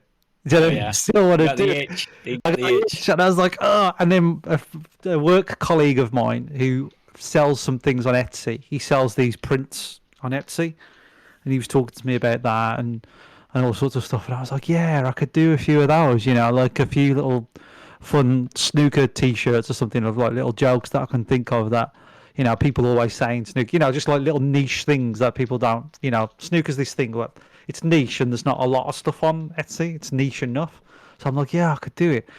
So I'm biting the bullet. This is your side hustle. It makes me sad because the guy who supplies these T-shirts that I found, I'm like really pleased I found him. He's a really nice guy and he lives around the corner from me and he does a great job. They're great.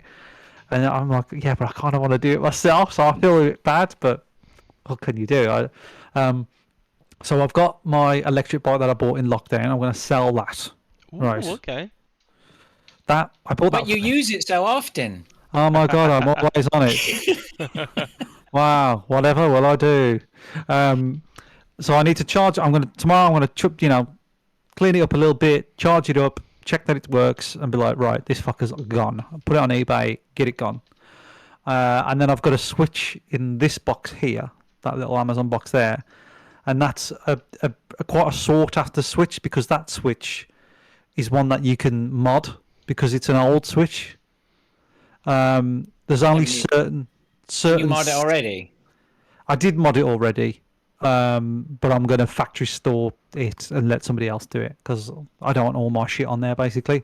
Right. But my friend Chris said that's a very valuable Switch because Yeah. it's one that you can mod. It's one before the where they changed it.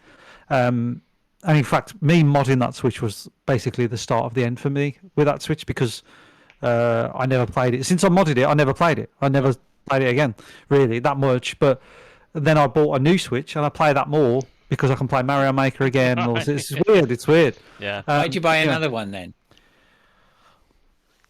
I don't know.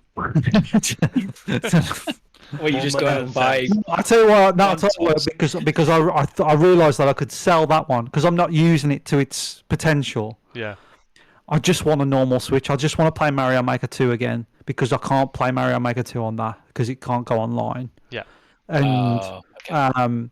you know, look, I just wanted a Switch that I can play online because I wanted to download all the virtual console stuff like the N64 stuff, the Super Nintendo stuff, the Game Boy stuff, Tetris 99, I love that, Mario Maker 2, I love that, and I just couldn't do these things. And I was like, sell it to someone who actually wants it, you know, that actually wants to mod it. So I'm selling that. Chris reckons that's like anywhere between 160 to 200 quid. The bike, I don't know, 500, 600 quid. And like the t-shirt press that I want to buy is about 300 quid. So I'm already kind of like, I'm all right. And then buy some t-shirts and some transfers and whatever and just give it a go. You know, if I fuck it up, I fuck it up and I'll sell it. But I don't know. And I thought, is it a good time to start a new hobby when I've got a baby like 4 weeks away? Yeah, who cares? Sure, why not? And I said that to a very sensible person. I says, "Is this?" And usually she's very like, "No, that is very silly, Mike. You've got a baby." And I told her, I said, "Oh, look, I might be like doing a new hobby." And she was like, "Oh, I don't know about that." I said, "No, I like printing T-shirts and stuff." And she's like, "Oh, in your own house?" I was like, "Yeah." I was like, "That's a really good thing because, you know, it keeps you interested. You could do it in the house when baby's there. You can do it at night. It's quiet. You know, make a bit of money." I was like, yeah, I might do that. So, yeah, I think I'm going to do it. So I think this weekend I've got to sell the stuff and then buy the thing. And then I'm going to give it a go. Right. So I've got Jamie at work who can just do any graphic I want. I just draw a stupid doodle and I go, make that better. Have you And got he'll go, anyone at work who can actually do the printing part of it as well? Because I do- you could actually I thought about that, buying that You with could like the business, and then just doing it through the business, and then just starting printing through the business. But it'd be a whole different service. It's B2C, it's not B2B. It's a whole different ball game. And to be honest, we're that busy. It's like, do I really want to like bolt on another thing? And yeah, it's yeah, maybe. Subcontract it out to yourself. Yeah, well, yeah, because then I get into tax problems. Then, Dave. how old do you think the baby's got to get to before it can start working the printing press? Fucking get in there. Yeah. Well, you can get little. You can. I was thinking about like when I get used to it and give it a go, I might print some baby ones as well, like for the baby and stuff. Oh yeah. It's just like a fun. I think what it is that like with hobbies, like one of my hobbies was making videos and editing videos. As soon as it became a job, like all of a sudden it was the last thing I wanted to do when I got home. Yeah. So it's almost like you've just. I believe in like just every now and again, just try and do something different, and if it works out, it works out. If not, it doesn't. You know, like pushing this and like just learning something new and all that kind of stuff. I think it's healthy. I think it's like fun. So I've always wanted to do it. I've always had this like inkling of like I'd love to make my own t-shirts, not for like financial gain, as a kind of just like fuck it. I'd like to just come up with an idea and I think it might be just a friends and family thing that I'll do it for. I won't make a business out of it or anything like that. I just so that's my other thing. What do you think, Fraser, Dave? Oh, I think that's cool. No, I used to make my own T-shirts and prints Did you when I was really? back when I was about 19 or whatever, and it was just so I could wear what I thought was cool logos and things down to the pub. And I'll tell you what, I did it, and I just remember that all it took was there was this one time I had a T-shirt on or something, or it was a hoodie I'd done, and somebody talked to me about it, and they said, "What's that? What's that? Why? What does that mean? Why have you got that on there?" Wow, that looks cool. Yeah. Yeah. And then I told them, and they probably walked away. But I mean, Yeah. it doesn't matter. Someone took an Doesn't interest in that. That made the whole thing worthwhile. So Definitely. yeah, no, go for definitely. it. You got to just keep yourself I occupied. I Right? thought of a funny one. See if this is funny, right? And then steal the idea after it, right? It was a snooker. It was a snooker one, right? That I thought of was So there's a rule in snooker that you've got to keep 1 foot on the ground. You know, when you take a shot, and it stops Yeah. people from crawling on the table. Do you know what I mean? Right. So my idea was like snooker rules. I don't know, 12. Won't keep 1 foot on the ground, and the guy's like chopped off his own foot, put it there, and then crawled onto the table or something like that. It's just a funny joke. It's just a little funny visual, and that was it. You know, like I just draw that, think the and then maybe somebody will see it on Etsy and be like, oh, that's kind of Yeah, funny. see, snooker. So there'll be some snooker will go, that's fucking spot on. That's I was just brilliant. playing the other day against Dave, and he said something about me keeping my foot. Yeah. Yeah, Spot and then on. there's other ones like the common joke on snooker is like if you're leaning on the table and your crotch is on the table, somebody will go, "Oh, fell too many balls on the table." You know, it's right. Okay. It's right for a t-shirt, you know, and like it's just like a fun little like, hey, these are probably like nice little gifts for people and stuff. So I'm thinking about it. I'll just try it out on random That's things. like the amount of Christmas presents you're going to save money on. Yeah, I'll just do a little t-shirt. Personalised. Oh yeah, there you go. Yeah. Like that. Everybody would like that, wouldn't they? Yeah. You know. Yeah, you could just think of them and go, right, what can I do? You know, like Yeah. my brother-in-law Simeon, I'll be like, Twat you know, here. not another fucking guitar wanker or something like that. And then just give him that, and just off you go. So yeah, I'm just I thinking tell about you it. what, if you can make a T-shirt that just says "Guitar Wanker," Yeah, I'll take 15. probably at least 4, maybe more. yeah. And in I'd fact, see- you make one for yourself while you're at it. yeah, no, yeah. I don't play it enough anymore, but yeah, it's That's just okay. the problem with guitar is that it's just not that sexy, is it? You know, like if somebody plays the piano, you're like, wow, they're amazing. If somebody whips the guitar out, you're like, please, no. Not fucking Oasis. Anything No, but no. Oasis. Is it Just- Animal House Not where he walks up the Wonderwall. stairs and No. grabs the guy's Yeah, and he smashes it, isn't it? smashes yeah. it? Yeah, Yeah, I think it is Hammer on. So that's All my right, well, yep, sorry about that. Yep. No, but I that's wanted to okay. tell That's you about great. it. That's great. that's I good. think if you don't mind, can we just take a two minute or so break? I just need to run to the bathroom and feed the dog, and then we'll be right back. Yeah, man. Okay. Thank Break. you. All right, we're back. Thank you very much for your patience. Right, I suppose we should talk about some video games. Ugh. Oh, do we have to? No doubt I Mike's will. brought some sort of shameful game he's playing. I don't know what is it. Yeah, Have you? I Oh. Yeah. Yeah, I'm ashamed of myself. All right, shall we take it in turns then? I'm not. Well, I haven't really. Dave should probably go first. You know, he's got a few games on there. Cool. So, So Right. I've got a few. You have a few games, Mike, because I don't have. I've got one game that I'll probably talk about. Okay, That's so we about got to it. get Dave going then, because you're Get Dave going. Games. Cool. So I've been playing some more Everspace 2. Space 2. Everspace 2. It's on Game Pass on the Xbox. Game app, Pass. on PC. Grandpa. I'm really enjoying it actually. It's a brilliant little single player RPG space based combat with different missions, and you do a bit of exploration, and you going into each area, and you can complete the area by basically fighting all the enemies and finding all the secrets in these little areas, and each area is individually designed with different places to go, like shipwrecks to investigate, and Is it linear, this game? I'm looking at it now. Is it just a linear it's game that you go it through? It's not is- open world? Or... It's not linear. It's not like you can follow a single. Like there is a main story mission that progresses the story and the way you go, but you can approach it in different ways. So it's not a full RPG. It's not like you can just fuck off and go anywhere and do anything you want. So there is linear in the sense that you need to progress the story to be able to access some of these places. So it's a nice. It's pretty simple. The space based combat and the controls of the spacecraft that you I'm mainly in is quite arcadey. It's not a simulation, so it's not like No. inertia is not a thing. It's Mm.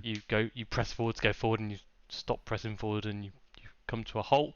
Um, so it's not a sim.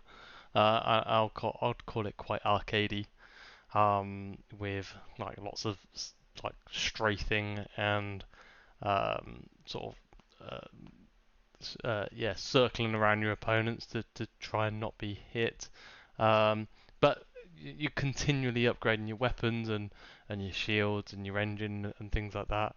Um, the weapons are quite varied in such a way that you want to go into certain situations, like you got basically flak, shotgun style. So you want to, like, if you've got a really good flak cannon, you want to barrel into the enemies, get right up close to them, where those weapons are quite effective. Um, whereas some weapons are like railguns, you can sit really far back and sort of stay out of their range and shoot them. And depending on the situations, um, you want to use different weapons and different things, because even some of the place where you go are inside Astrad, so you are in a very small area. So you want to sort of make sure you've got a best of both worlds. You've It got looks great. it It does is look great. yeah Yeah. yeah it is it's presented very well. The um, And I am slightly confused on one thing, Dave. Sorry Go to for it. interrupt you there. But you said you've been playing it again, and I don't recall you ever talking about this before. Or not recently, Oh, anyway. I So thought I'd has it talk been a about it while? last week. No, I don't think No, so. no. Maybe I started playing last week, or I didn't talk about it. Um, Yeah, because I would have remembered this. but One of my favourite games growing up, Dave, was Star Fox, and it's given me a bit of yeah, modern day Star Fox vibes. I don't know yeah. why. It's not. It's so Star Fox was like you going down a central thing and you've got Like things you just going down to one shoot. thing, Yeah. yeah. Like No, yeah. it is like open world, as in you go to areas and then like it's a 3D space Yeah, and, you and you you go. can yeah But yeah. you're right in the fact that you can lock on, you can use different weapons on different enemies like that. Mm. You can we can do a barrel roll. Yeah, But man. but that's only because you got full 3D movement, so you've got pitch roll and yaw Mm. on your spacecraft. So yeah, it's more of an RPG. Whereas Spacecraft, you were Space Fox, you was the single sort of just a fighter, and I don't think you really upgraded much. Whereas this one, you are picking and choosing your different Right. weapons, different missiles that you can. Um, Kind of like what Star Fox should have turned into, eh, though, isn't it? Really, you know what yeah, I mean? Like, yeah. I I don't. would have loved it to be like this. But no, No. it's good. The acting and the story based um, sort of dialogue and cutscenes are very basic, like really Mm. basic. They're not like acted or anything. It's literally like a series of cut screens. Not It cut looked screens. like a kind of like a web comic, Yeah, it's didn't like it? a animated comic style thing. So Yeah, yeah. it is its own style, and I'll give it that. It is a stylized version of that. I suppose they could have Mm. gone the route, but I don't know. That kind of broke it. Not broke it. I'm not massively a fan of that style. Um, I got quite distracted by that, and I just started skipping all the dialogue and the story because I'm not really a fan of it. But the actual gameplay, I do like it. Hmm. Yeah, it's on Game Pass. It's great. It's, you know, If I was to play this, Dave, should I play it on my PC or can I get away with it with a controller on a couch? I would do both. I've played it both on my keyboard and mouse and on my actual gamepad on the PC. I've got no preference. Um, No. Probably preference might be the mouse and keyboard because I started playing on it first. Okay. But I've tried both, and it's the controls are friendly enough. Oh, and I played it on my Steam Deck as well.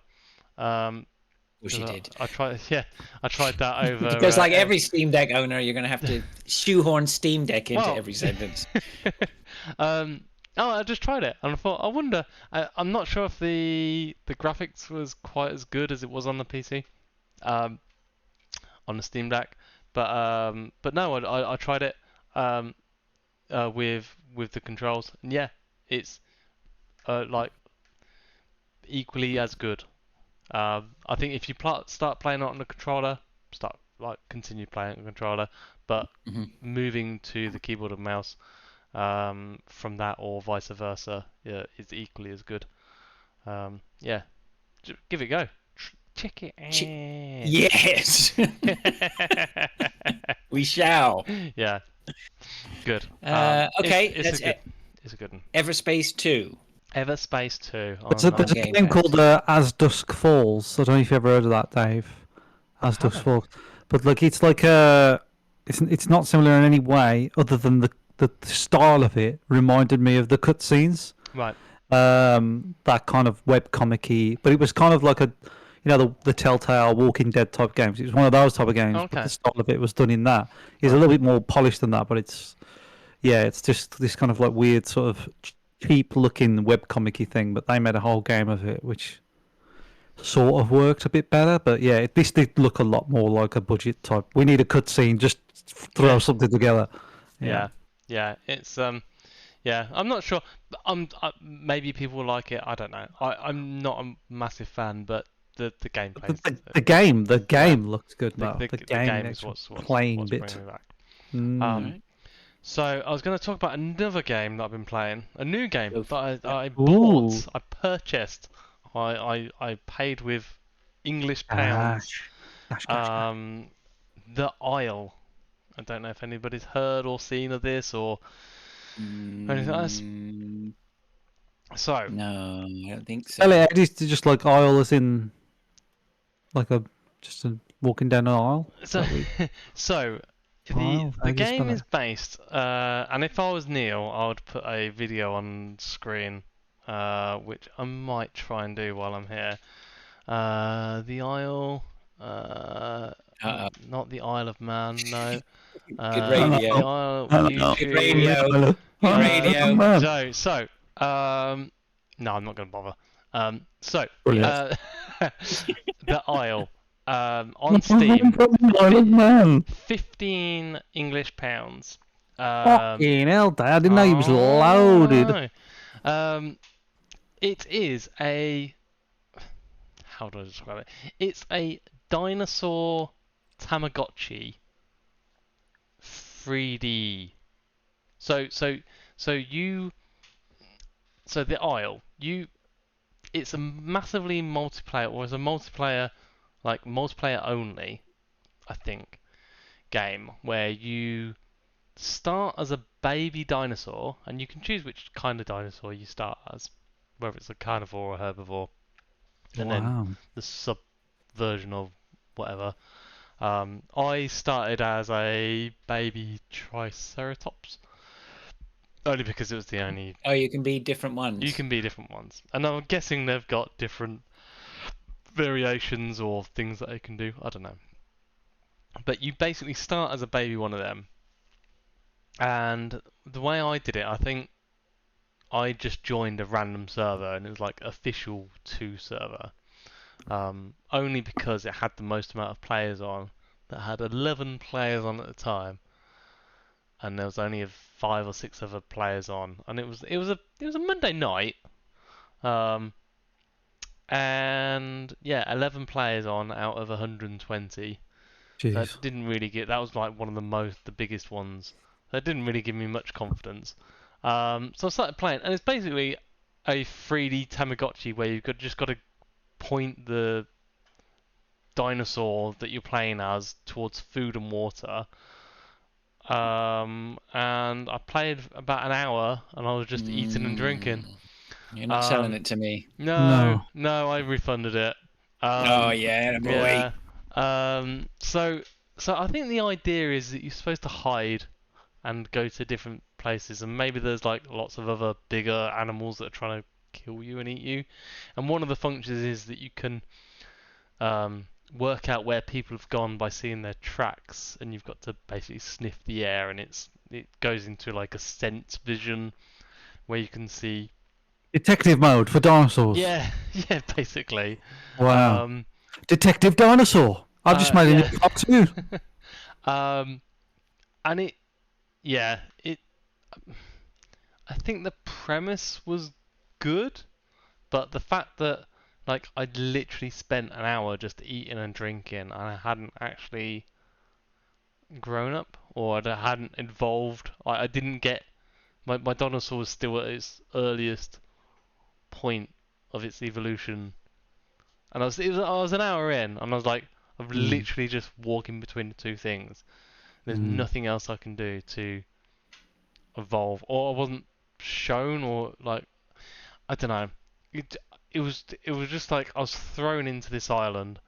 I was like, you're a dinosaur now. You fucking work it out.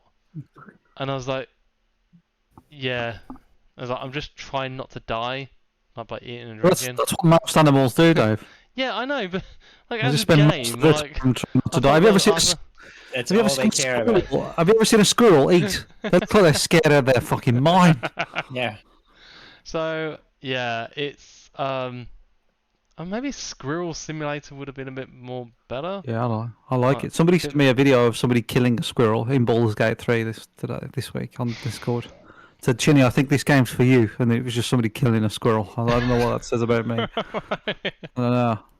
You just I- homicidal for Squirrel, Yeah. are I don't know, man. I don't know, but I approved anyway. I'm just like, yeah.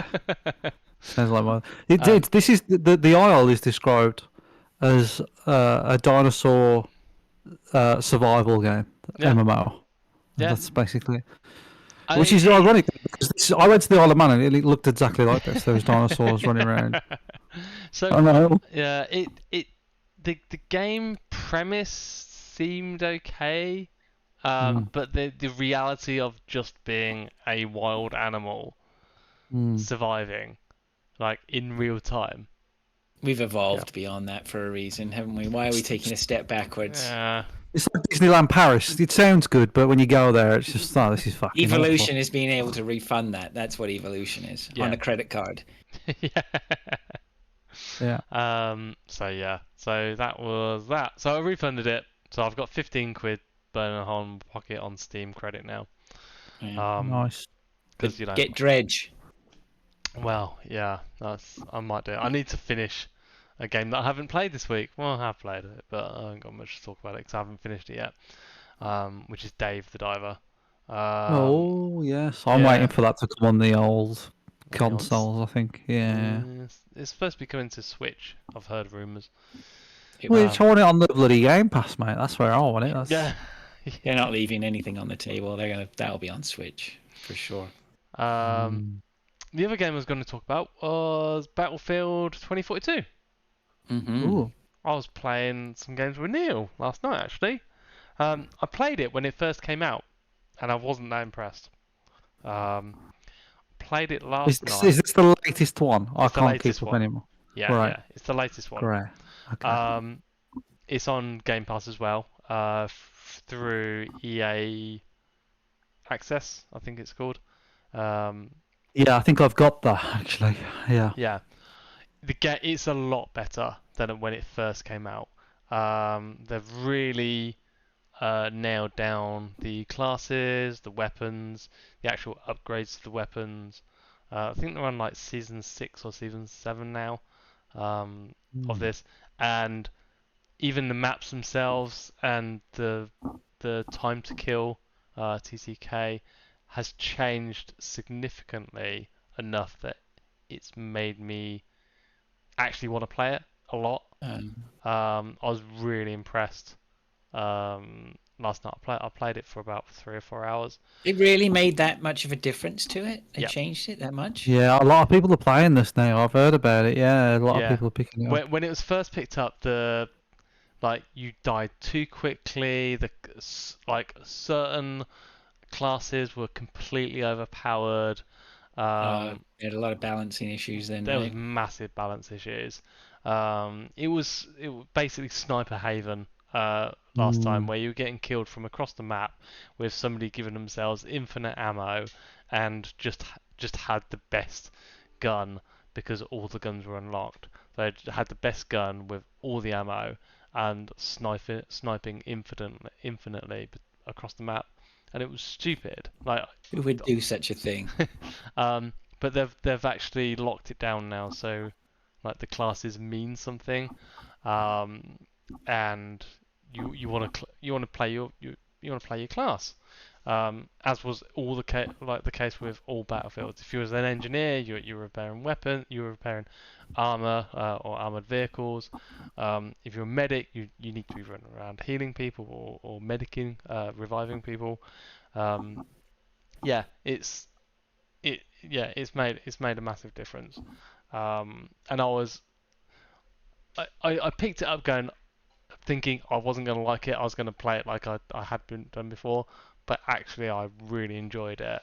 And yes, some games is a steamroller of like there is a massively overpowered team of people playing together, and you can tell which teams are actually three or four people playing together, because four coordinated people can just like completely annihilate another team and the objectives, because they're playing coordinated and they're putting down spawn beacons and healing each other.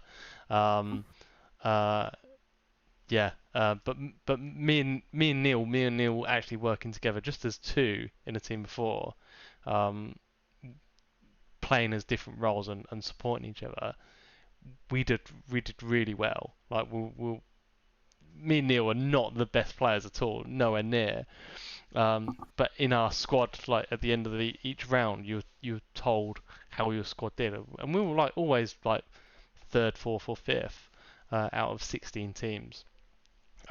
Because me and Neil were playing together and playing, because you know what these games are normally like that squad of four just separate into different corners of the map, and it's like there's no real working together or anything. People just do what they want, jump into airplanes or um, like little buggies or something, and just fuck off to the other side of the map. But yeah, actual working together and using our classes really worked well. So yeah, I was very surprised actually about Battlefield. Interesting. Yeah. Are you playing that through Game Pass? Yeah, through Game Pass. Yeah, on the Xbox app. So yeah. You guys should try and sell that. Sell that to the SEALs a little bit more. Maybe we could get. Well, it's free, you know. Is it cross-platform? Cross-platform, is it? Yeah, it is. Yeah. Yeah. So yeah, I think I'm going to be playing some more of that, because I'm actually impressed. The graphics are good, and yeah, I'm very impressed by how much time and effort they've spent on getting the actual classes and the weapons and anything else towards this about it to a good game. Is the weather a thing, Dave? Because there's a big tornado in this level. Is that a thing? Yeah. So there's dynamic events in these maps. So some of the maps you can have a big sandstorm coming through. Some of the maps, at least one of the maps I played on, there was a big thunderstorm halfway through the time. So the map, so like it changes visibility. I think there's one map where there is a big one of the something blows up. I can't remember what blows up, but like some part of the map is quite obscured. But yeah, there is some dynamic things that happen on the maps themselves. Neil was saying that some of the maps have had a very recent update with how they've changed where some of the points are and stuff. So obviously I haven't been playing it much, but when I first played it, there was some games that it was impossible to move across without being killed at all. And it just felt, yeah, wasn't having fun. But on all these maps, as long as you're playing the class. If you're playing a sniper, there's good places to go. If you're playing short range, either a medic or assault, there are ways around the map that supports how you're playing. So yeah, it's really good. It's worth picking up. Me and Neil were playing the Conquest 64 player type maps mainly. We did play a small deathmatch style one as well. But yeah, it's really good. Like, if you've got Game Pass, check it out. Check it out. Check it out. Check it out. Yeah, I think me and Neil are going to be on. Potential t-shirt, Fraser. Check it out. Samson, you gonna check it out? Yeah, he's there. And then the other game I'm quickly gonna make a mention about, I've already talked about, is Stardew Valley. Stardew Valley. I've just played a little bit with my daughter, co-op. Is she loving it? She's loving it. She's loving it. She, before she picked it up, I think the last time I played it was 2016. So it's been a long time since I've played it. It's changed a lot, obviously, in the really? 7 years. Yeah.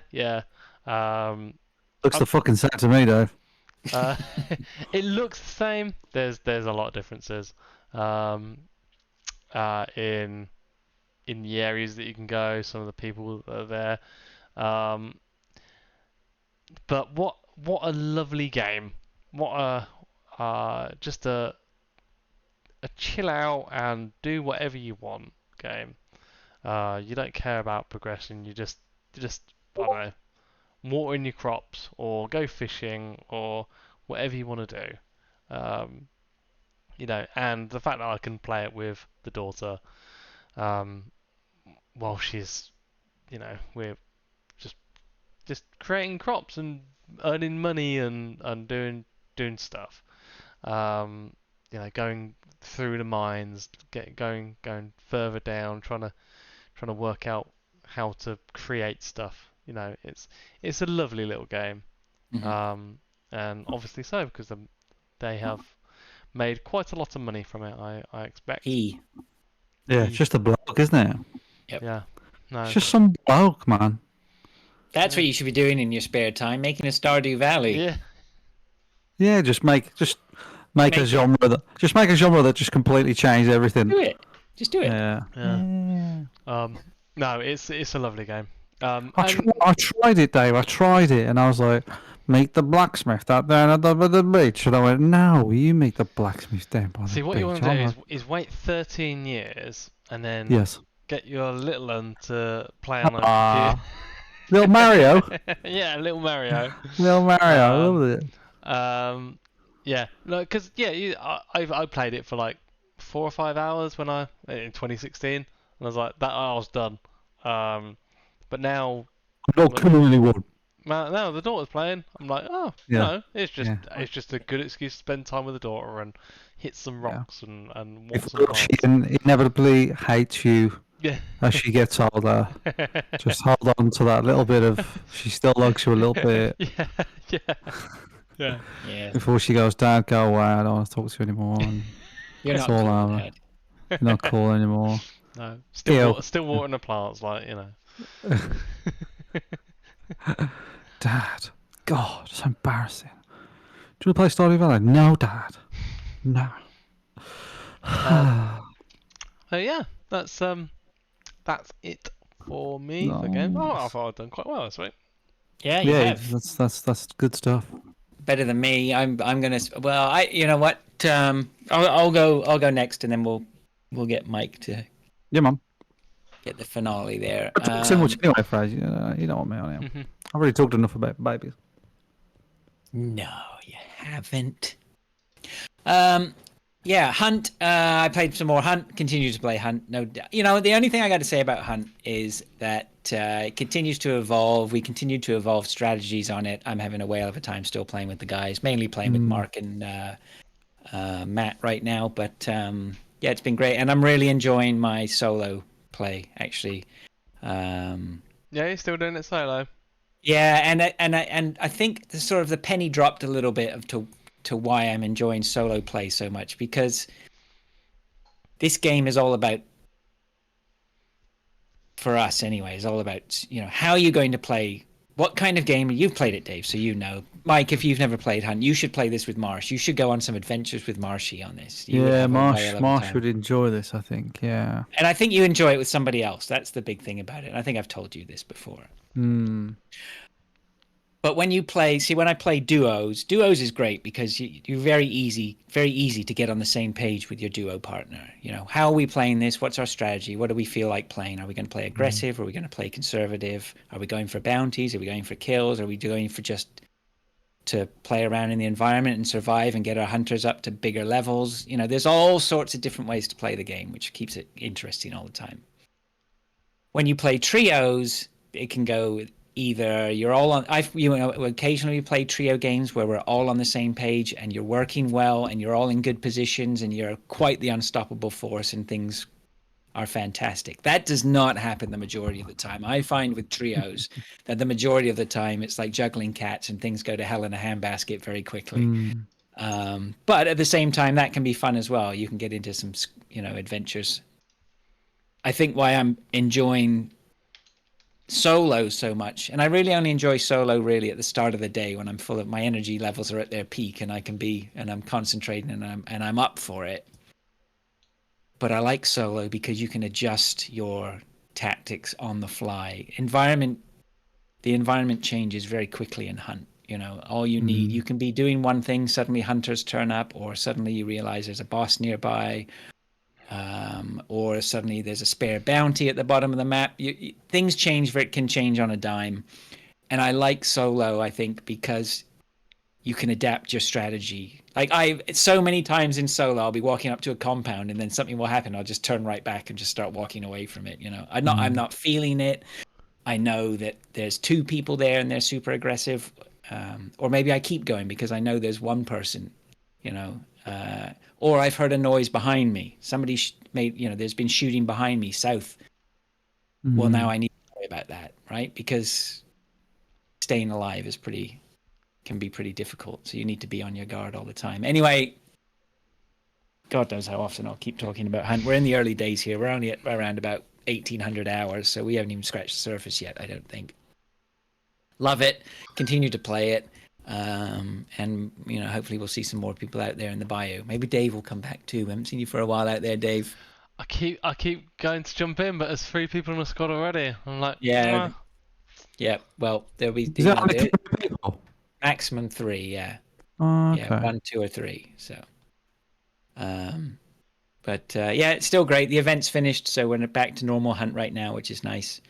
And no doubt there'll be something else around the corner before we know it. And I've played a lot of Dredge this week. Is the other game. I didn't get back to Tunic, unfortunately. I thought I would, but I didn't. But Dredge has been a fantastic, cracking game. For something for me to, I just need the yin and the yang. So I have Hunt, which is my social, aggressive, need to keep playing. It's almost like exercise, right? That's my going to the gym game, right? Hunt is you have to keep playing it to be good at it, or yeah. I feel like keep on top of it makes it. You feel like PUBG, right? It's very difficult when you don't play most games. Right? Anything, particularly a shooter game, if you don't go back to it for a while, you're in deep trouble, right? You get rusty or shit or whatever. Some people are naturally good, but I'm not one of them. But my other game that I play when I want to chill out has been Dredge, and it's been fantastic. I'm in the final. I think I'm in the end game now. I'm on my way to the end game. I've made some real big progress this week, but that game. The combination of just mooching around fishing and then the whole story thing that's going on there and goals that are set for you that you have to go and accomplish, and you can accomplish them in your own time. I was talking to Matt the other day and he bought it and he's finished it already. Like he just plowed through it. But I have a sneaking suspicion that he really focused. He knew what the game was about from the, here are all the things they're giving me. I mean, he's a very smart game player, right? Here are all the things they've given me, and he route oned it right to the ending and got it done pretty quick. But I also know he missed some stuff as well. I mooched around. Did he stop and smell the roses, phrase? I don't know if he did. Well, I think he does. He smells them, but I don't think he sits there and deep drafts the roses like you maybe got- some of Yeah, us. do. okay, move on, next. But yeah, but what he did do this week, he was just like, oh, you haven't done that yet? Oh yeah, you need to do that. Get on that as quickly as possible. And he sort of gave me a little bit of a kick up the backside. He's like, Fraser, stop fucking around. What fucking about? Fishing, pulling up your crab pots and get out there and get going on the storyline. And I've done that this week and I've made some real progress. And it's just really good. The pacing is just really nice. But it can absorb you, can't it? Like the fact that you enjoy doing all that, and you're like, oh, I don't want to do the, it absorbs you in, it brings you in, doesn't it? Well, I mean, the classic thing about it is like what they do is you're out on your boat all the time, and you go to these docks, and you stop at somebody's dock, and you have a snooze, and you wait, and then it's 6 a.m. It's time to get out there, and you're like, oh, I need to get down to the I can't even remember what they're called, Gale Cliffs or whatever they're called. Just as an example, I need to get down to Gale Cliffs because I need to go give some fishermen this something or other. That's my mission. The problem is when you get out onto the sea, if you see bubbling on the surface, that means there's something that you can go fish for. And so you're just like, oh, I'll just go fish for that. And next thing you know, you've filled up your haul, and you're like, oh, I've got to go sell this fish before it gets rotten. So then you go, right, where's the nearest place and go sell fish? You go off, sell the fish. You meet somebody there, they go, oh, if you go down to the Shivering Isles or whatever, there's going to be, I hear there's something here. Let me mark this on your map. And you're like, oh, shit, okay, well, I better go do that. Then you go, right, I'll go set off, go do that. Oh, there's some fishing to be done over there. And then you pick up like some wood or some steel, and you're like, oh, I can go upgrade this. So now you're off to go do something else. People who have ping pong brains like me, right, it can bounce all over the place and find it very difficult to stay on track. This game is perfect, right? But now, but a couple of times this week I've been like, shit, I need to make some progress here, otherwise I'm going to be playing this forever. And so I did that, and it's been great figuring it out. The level of the puzzles to figure out is just enough of, it's not so much that it's beyond anybody to figure out. It's just you just need to put some thought into it, right?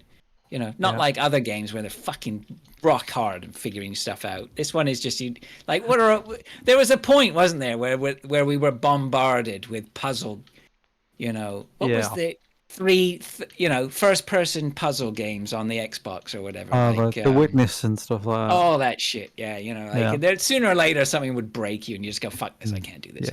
I can't figure out where the fuck I'm supposed to be pointing this mirror and this laser. I don't want to fucking think about this shit. I can see the thing I fucking need is right up there on a ledge. Why can't I just get it? Yeah. But this has been great. As a puzzler, it is a puzzler. As an adventure game, I think it ticks a little bit of that box. As a chilled game too, it's very chilled out. At the same time, you have these things where you're like, oh, I'm just doing some fishing or whatever, and then you like bang into a rock and your hull's damaged, and you got to go repair that, and so your whole catch cut. I was gonna say, have you been eaten by a squid yet, or? I think I've been killed maybe 3 times. Right. Where there's there was one part of the ocean or whatever, or this lagoon. It was like I just went doo-doo-doo. I go into the middle of this lagoon, and this huge thing came out and just dashed my boat. Right, that was it. It was gone.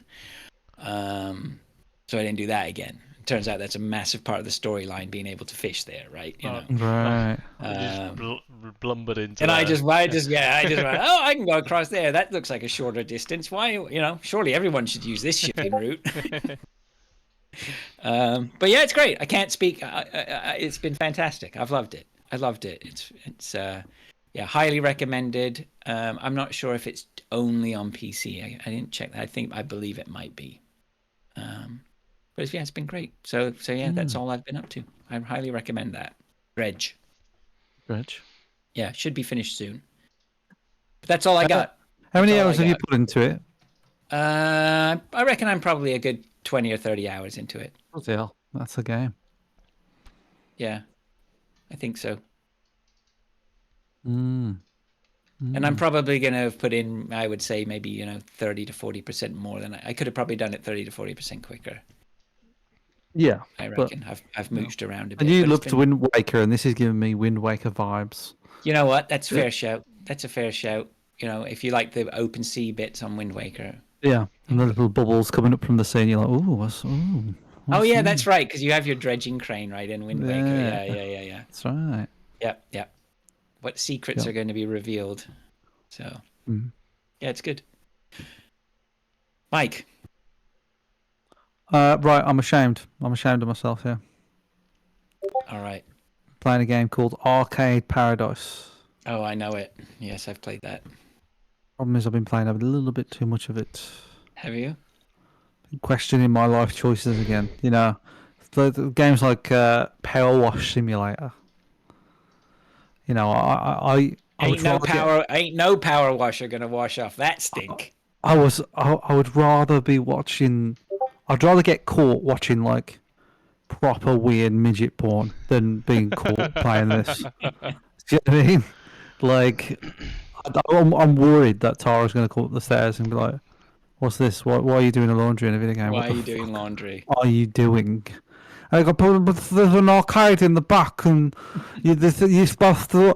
I don't care. What are you doing? You're just watching the countdown timer on the dryer. Like, you haven't even set the dryer up in our house now. Yeah, but there's loads of dryers, and there's the machine that's kind of like Pac-Man, but it's cars. It's cars like police cars, but it's Pac-Man. Get the fuck off that thing. I hate you. Arcade Paradise is a game where you run a laundromat for your father. For some reason, he's off. I don't know what he's doing, bunking a mistress or something. Don't know. Doesn't explain it. But you're a waste man's. You're just this kid who is a college dropout. He did business at college, dropped out, and you're told to run after this laundromat. You look after this laundromat. It's mundane. It's boring. You put clothes in the washer, and then they're in there for 3 minutes, and then you take them out, and then you put them in the dryer, and they're in there for 3 minutes. You take them out. You got to clean up. You got to empty the trash. You got to unblock the toilet. It's shit. At the back of the laundromat, there are about 3 arcade machines, and then you email your dad, and there's this other woman. I think she's your sister, and you sort of say like, oh, you tell your sisters like, these arcade machines are making a fucking fortune. And then he says, oh yeah, your dad doesn't like them. There's a waste of time. I had to really bend his ear to put them in there. And he's not interested. He's like, just run the laundromat. So you do it anyway behind his back. And then obviously what happens is you expand the back area of this laundromat to be bigger and bigger and bigger.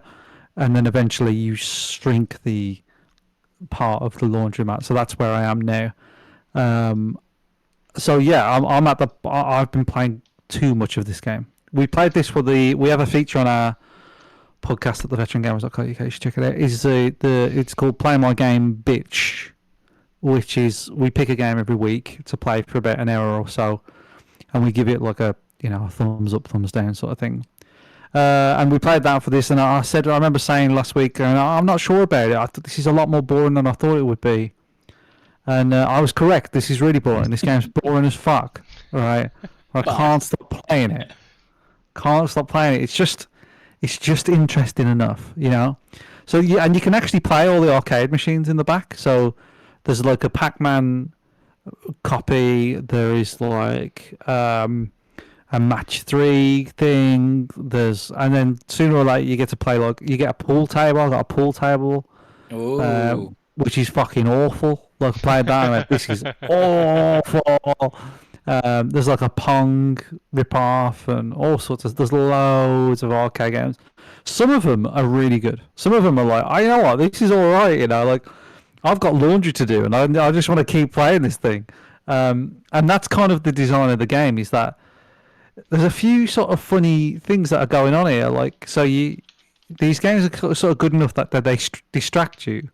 But they actually, you get ranks on your laundry, so how quick you do it means that the quicker you do it, the better you get ranked for it, the more money you get for it. And the games are distracting you. So if you play them for too long, you actually make less money in the laundromat. And it's just this weird sort of balance that you have to play. And then eventually you get sort of goals, and if you achieve them on the arcade games, so you've got like things to achieve in the arcade games and things to achieve in the laundromat. And it's just bizarre, just really, really weird game made in Newcastle of all places. Oh, yeah. This game, so it's bloody weird. Like I don't know why I did that. I don't know what accent that is, but the it's kind of like half American, half like European. This I was game, gonna say, like is Nuki Brown an option of beverage to drink and no, not your friends or yeah. You're just outside, everybody's just nutting each other. yeah. No, so like I think for some reason the laundromat is in dollars, and then or like the money in the game is in dollars, and then you get paid in your personal like sort of bank account, and those are the upgrades in the game. That's in British pounds sterling, so it's I don't know quite what's going on. Yeah, and it's just bizarre. Well, you haven't like, got time, have you? There's laundry to be done. there's You can't laundry do to be done. I ain't got time. And you have to like get chewing gum off the bloody side of the table and all sorts of stupid shit. And what's ironic is that like you spend more time doing the laundry, but the arcade machines make more money. But then you've got to collect the money out of the hoppers of the arcade machines, and then eventually you can hire someone to do that. And what I just want to know, sort of, what's drawing me in, I suppose, is like I want to see how far it goes. Like what's it? Because it keeps throwing stuff at you. Like, oh, you've got a new part of the shop now. You've got a new part. It's bigger. It's bigger. You got more games. You got more games. There was even a pinball machine on the options, right? So, like, and all this sort of stuff. And I was like, oh, like how much stuff has this game got? Because it's quite impressive that all these games are playable. Like, and the game's really graphically is like really good. It's like a really like good representation of what arcades used to be like, how sort of shitty and dingy it is, and the games play well, and like they're just kind of good enough that you think that they were good, but actually they're kind of bad enough for you to be like, yeah, this is kind of bad as well. But yeah, they're interesting, and it's got the glare on the arcade screens when you play them, and it's all really cool and well made. But I want to know if it goes so far where the downfall of arcades happens. Do you know what I mean? Where like because in the emails, laundrette triumphs in the end. in the emails, your daddy's like, don't fuck around with that. Stick to what you know. Stick to the laundromat. It's honest work. It's. I made it out of nothing. Blah blah blah. And you're this whiz kid that's found this like kind of surge in this, arcade like market. But I want to know is like, does this eventually like fall on its arse like real arcades? Because really the dad's right, isn't he? Eventually, like the dad will be right. Like this arcade will no longer be arcade. Venues don't come back into fashion until 30 years later, which is about now. Like it's this is doomed. So what I'm thinking is like he's making all this money, and you're doing really well in this arcade thing, and you're like yeah. In the back of my mind, I'm like, in 5 years, 6 years time, this arcade's fucked. Like so does it go there? Do you know what I mean? Does it like, because you see a bit of an evolution in the arcade games, so you get like Dance Dance Revolution games and stuff, so the graphics change, and like, is it gonna represent like, is he gonna be a fuck up, this kid? Like, that's what I want to know. And eventually you just have to like wash clothes forever. I don't know. It's really sort of weird, and the gameplay loop, it's just one more day. Let me just do one more day. I'll do one more day, and then I'll stop playing it. And I did that about 5 times. I'll do one more day. And there's this thing of like, after 11 o'clock, you can't earn any more money, but you can finish the laundry stuff, but you won't earn any more money in the arcades. After 2 o'clock, the game warns you to go to bed, and after 3 or 4 o'clock, you just pass out in the laundromat and wake up the next day. It's bizarre. I don't know. I listened to like about 7 podcasts playing this game. It's ridiculous. I don't know what I'm doing. It's another one of these games that make you question why you play games. Like, what the fuck am I doing with my life? Well, if it makes you feel any better, I went headfirst into that when it first came out. I was like, this sounds like it's great. I heard good reviews on it, and I jumped into it. And I did enjoy the couple of hours I played, but I also recognized that I needed to refund it before the timer went out on Steam. Yeah, it's a tough one to justify. I was like, I'm not going to keep playing this. I see where it's going. I appreciate they are doing whatever they're trying to do. They're doing it okay. Yeah. And some people like it. I hear that some people like it, and like you're saying, it's got you. I kind of like it in a way. I like it in a kind of I hate myself way. Yeah. No, I get it. And I came full circle on Power Wash Simulator. I now have come to peace with the fact that like you know what, I like that game. I don't know what do you want to know. You know, I like it. But this one, I don't know. Like, it's strange. It's a strange one. Yeah, and some of these games are great. Are really well done. So, yes. Yeah. So, do you have any idea where the end game is on this, or you're still just figuring it out? That's what I'm figuring out. I know there's an endless mode because I saw it in the achievements. I saw it in the achievements. It said that, endless mode or whatever.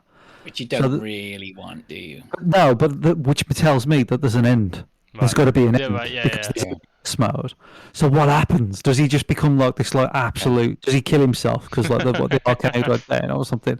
Something has to happen because it's just kind of this like bizarre game. But you're no idea how far you're into it. Like I get the feeling on Dredge that I'm nearing the end game here. I can feel it. Like I'm doing things here which seem to be pretty. Also, the one thing that happened is like this guy emails you, so you have access to your emails and stuff. And this guy emails you, and he's like an old friend, and he's like, "Oh, your arcade's doing really well. I'm really pleased for you." Blah blah blah blah. And then he goes, because you always have something to sort of like strive for in terms of what to, it's the next extension to the arcade. Do you know what I mean? Oh, it's going to cost this. That's what you're working towards. Now I'm making mad bank on this definitely going to last forever business arcade machines. There's another thing, and your mate emails you and says, "Oh, I've set up like a software company. Do you want to invest?" And you've got to put 15 grand in, which is quite a lot of money. And I'm like, is this the end game? Am I going to be like this like millionaire if I invest into this software company, or is it going to crash and I'm just going to? It's like, you know what I mean? It's I've got to start getting all like, like you end up like just working in the laundromat forever. And like the arcades are gone or something, so I was wondering if that was the end game, but I don't know yet. And it fascinated me. Like, where are they going with this? Like, what is this going to be? Because it has like a personality. Do you know what I mean? It's Did you invest in it? Did you invest in it? I haven't got 15 grand though. I haven't got 15 grand, so I've got to do way more arcade collecting and stuff for that. You need to get back to work there, son. I need to get back to it. I should have been playing it during the show. I'll play it during the veteran gamers. I barely listen to what they're saying on that one. Yeah, so it's an interesting game. It's another like question your life game. This is what I call this genre. It's like you question your life, and why you play video games. And but I'm still playing it, so it must be doing something. I don't know. And it looks better than it should. I think this game. That's all right. It's comfort food, isn't it, in a way? Comfort food, I'm on board with that. It's like, what I'm doing? Like, I'm trying. I a number of times over the past couple of weeks or whatever, I've sat down to try and watch TV, and you know what? I am absolutely addicted now to watching the shittest movies I can find from the 1980s. Yeah. Because there's no expectation there. I know it's probably going to be shit. It's definitely going to be interesting because who's in it? Why did they make it? What on earth were they thinking? What are you watching though? I'll tell you what I watched recently, which really was a standout, was Metro. You ever seen that? Metro? How could you have not heard of Metro? I don't think I've heard of Metro. With Eddie Murphy? Off the back of his Beverly Hills Cop success, this was, I think, around about the time he really was starting to just whore himself out into anything he could. I have never heard of this film. No, it's dreadful. Dreadful. There's a reason you have never heard of it. It's like Poundland did Beverly Hills Cop, but you still got Eddie Murphy in the role. This is right up to the... Is this pre... what do you call it? What was the fat guy? What did he do? The fat one that he did. What's the fat one? Where he the Nutty Professor? Nutty Is this is around here, isn't it? Because that's where he really stopped trying, I think. He's when he really was, man. I don't know. Like, but you watch it and you're like, I think it's just the little things I keep catching now, which make me laugh. Like he's a hostage negotiator, but he's like the best there is, right? And he goes in And the movie starts where like some guy is taken hostage, like 10 to 15 people in the bank hostage or whatever like that, and he's threatening to kill them or whatever. And it's not the fact that Eddie Murphy is the best hostage negotiator, and he basically tells them that he's going in, even though everyone like there's no sort of like where's the chain of command here or protocols or health and safety. He just goes in, right? I'll take care of it. But it's the nonchalant way. It's like, oh, it's another fucking armed robbery at the bank. How many of those have we had this week? Like nobody treats it like it's anything special. It's fucking bonkers. But yeah. This came out 97. 97, right? Obscure years, right? Obscure Eddie Murphy years. Did anybody have any idea what was really going on in 97 in the movies? 97. In the movies, 97. I don't know. I'll get back to I it. But don't. the 97. So Beverly Hills Cop 3, which is probably like, I mean, that's probably one of the best Beverly Hills Cop, isn't it? 3. Even though it didn't review very well. I like 3 anyway. I can't commit to an answer on that one. Unfortunately, I'm not too sure. I liked 3. It's the worst reviewed one on IMDb apparently, but I like 3. I like Boomerang. I think that's a good film. What year was 3? 3. Beverly Hills Cop 3 was 94. Okay. Tara made me watch Vampire in Brooklyn. I didn't like it. That's 95. Nutty Professor is 96. Ooh. So Nutty Professor is, I mean, that was a huge hit, wasn't it? It was a massive hit. But, you know, I feel like after Nutty Professor, Eddie Murphy's career went down. I think Bowfinger was probably one of the best things he did in his later career. Bowfinger was great. That was with Steve Martin. And he had a doppelganger. But I didn't see that. I thought Shrek. I thought it was literally like the donkey in Shrek. That's now his career. Bowfinger is great. Bowfinger is a brilliant film where he's like this nerdy guy. No, there's a superstar movie star Eddie Murphy character, and he quits a movie. He refuses to do the movie for some reason. Right.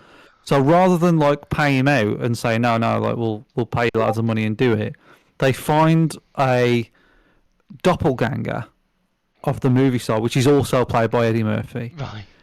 And but he's a big nerd and he's a big like goofball, and it's really funny. I thought that was a really funny movie, but I did watch it about 20 years ago, so I might have been wrong. Yeah. Metro. Well, maybe I'll have to go. Maybe I'll go check that out. Anyway, don't watch Metro. Don't do it. God. Don't do it. But not his worst viewed movie, by the way. But anyway, the reason. So sorry, I derailed a bit there. But the point is.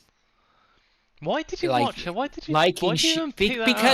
Because I go on Netflix or I go on Disney Plus and I see all the Marvel movies, I see all the modern movies, and I just go, I'm not fucking interested. And then I see something like Metro and I go, what the fuck is that? And then I watch it and it's so horrendously awful that I'm just fascinated. Plus, I like watching older movies now as well. I like to see what was going on back in the day, right? I like to get a picture of the old cities and stuff, you know.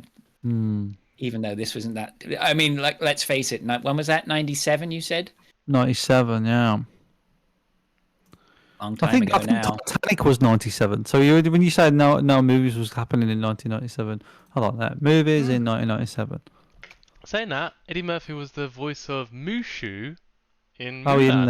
Oh, in Mulan, yeah. Yeah, it was actually quite good in that. It's kind of actually the same voice as Donkey, though, to be fair. Like, when he does it, you listen to it and you're like, it's the same thing. Men in Black, that was 97. That was a good film. Yeah, I like that. Fair enough. Yeah. No, I mean, obviously there was stuff going on, but it's a long time ago now, right? So it's just. That wasn't it. Starring Shaq O'Neal, Steel? No, that wasn't good. Shrek in the Swamp Karaoke Dance Party. That was 2001. Fifth Element, Contact, Starship Troopers, Face Off, Event Horizon, Liar Liar. They're all 1997. Yeah. Oh, Liar Liar is one of my favorites. I do love that. Yeah, I love Liar Liar. Yeah. Good. Okay. All right. Well, look, before we descend into like another hour on movie talk, we do have to wrap the show up at some time. Look, is there anything else that we need to talk to, or should we just can we call that a show? Quite a show, I think. I haven't got any man jobs to talk about. Okay. Well, you're doing a very big man job right now. You're on probably one of the biggest man jobs there is. I got the windows to do. I had a window man come round. Oh yeah.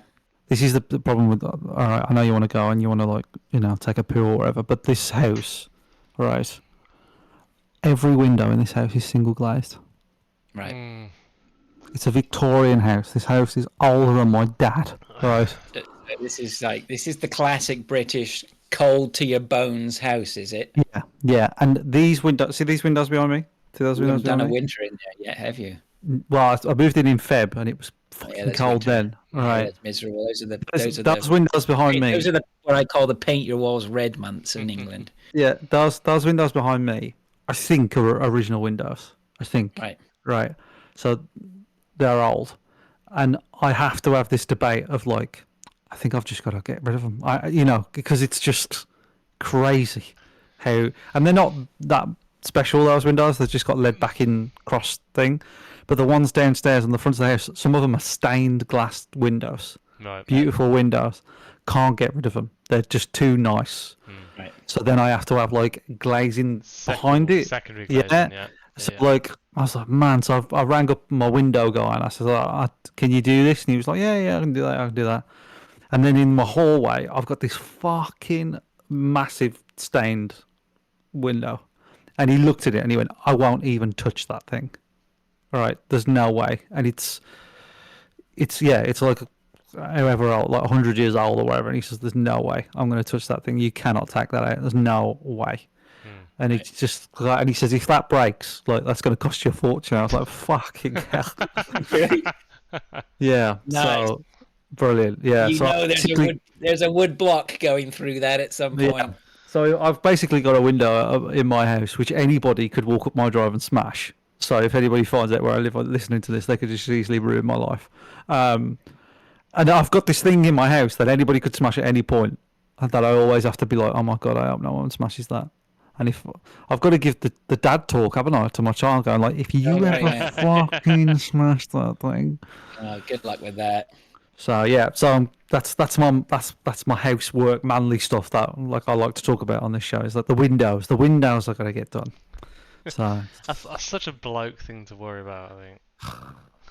It's all shit that has to be done, though, isn't it? it's got to be done. Because I'm pissing out money in this house with those windows. I'm pissing it out. Well, that was the thing I was going to say. It was like, if you're going to change them, Yeah, the quicker the better, right? To get your return on your investment. yeah, and also it's quite a noisy road. Like this house is beautiful. I love the house, but there's always a compromise. Dave, you'll know this. You've just moved. I'm sure you're happy in your house, but there's always a compromise. There's always something. The only problem with this house is that it was on a busy road. That was the only problem, and it is a bit noisy. Like, I've gotten used to it a bit now, and it's not too bad, but it is a bit noisy, and there's single glazed windows. So I'm like, bloody hell! At least I can have is like noise reduction windows or something. So I'm hoping it'll take it down a bit. But apart from that, house is pretty good. But yeah, man stuff. Well, jobs, things. Old person stuff. Adult stuff. Yeah, adulting. Yeah. Well, thanks for having me on, folks. It's a pleasure, Mike. It's been good to. You're making me remember. I think we heard motorbikes or sirens out of your window last time you were on. Yeah, yeah. They are. I mean, they're single glazed, so like they're just. Yeah. Yeah. No, it's been a pleasure to have you. Been absolutely great. I'm glad we could catch up before your life descends into what's a joyous hecticness, joyful hecticness. Yeah. I'm reading a book about. It's like a book aimed at men for when their woman is pregnant, And it I read a sentence in it last night, and it was just the word "fucked," and it was really long. Yeah, just like you are fucked. Well, I mean, I don't know about that. I mean, okay, you are, but put that aside. I think the most important thing anybody said to me about, the one thing I took that I will never forget is somebody's. We did all the classes, we did all the sort of stuff. I did all the classes. I remember at one point I was like, so basically, what you're telling me is nothing can prepare us for this anyway, right? So why the fuck are we here anyway? But one person said to me, your main role is just be there for her. Yeah, right? just be there. Be there for her and do your support act, right? That's what you're there for. Don't get fucking bogged down in what jobs you have to do and what it is. Just make sure you fucking just step up and fucking do what you're meant to do, right? Yeah. You'll be fine, Mike. You'll be a great dad and husband. Great husband. So I'm Yeah. sure. Thank you very much. Looking forward to it. So yeah. No, I'll be on the show. Like I'll have the baby on the show. You'll see the baby next time I'll be on the show. Yay! I'll have little Mario. We'll call him Mario. Yeah. Yeah, Bounce know it. across. Jumping around. It's fine. So it's all good. No, I'm looking forward to it. And thank you for having me. No, it's a pleasure, mate. It's a pleasure, pleasure. Mm. Okay, Dave, do you want to do your exit bit? Yes, I will say thank you for listening to the Seal Podcast. If you'd like to ask us questions and get involved, please contact us either on Twitter or X at Seal Podcast. Email us at sealpodcast@gmail.com or join us on the Discord server. A link is pinned on Twitter or X. We have YouTube and Twitch channels which we upload and stream to. I'll do a quick shout out for we've had Z Black Wolf on Twitch, and we Just on the weird and shit. I don't know what was he talking about me? Well, I'm weird and shit. Is he talking about me? Yeah, the stuff that you were watching, or Fraser watching. Oh, Fraser's watching. Sumu came in and said hello, and then I lost the chat. I don't know if there's anybody else on there. But yeah, it was you, wasn't it? That was me. Yeah, I was chatting. Yeah. But yeah, that's it. Okay. All right. Thank you, Dave. Thank you, Mike. Much Thank you appreciated. very much. Neil, if you're listening, I hope you're having a good break, and we'll catch up with you when you come back, mate. Everybody listening, thank you very much, and we shall catch up with you next week. Go listen to the Veteran Gamers on Sundays. Go soccer, go Luton. Go the Go Lutes. sports team. Go Reds or Blues or whatever. All right. Thanks, everyone. Thank you. Bye. Bye.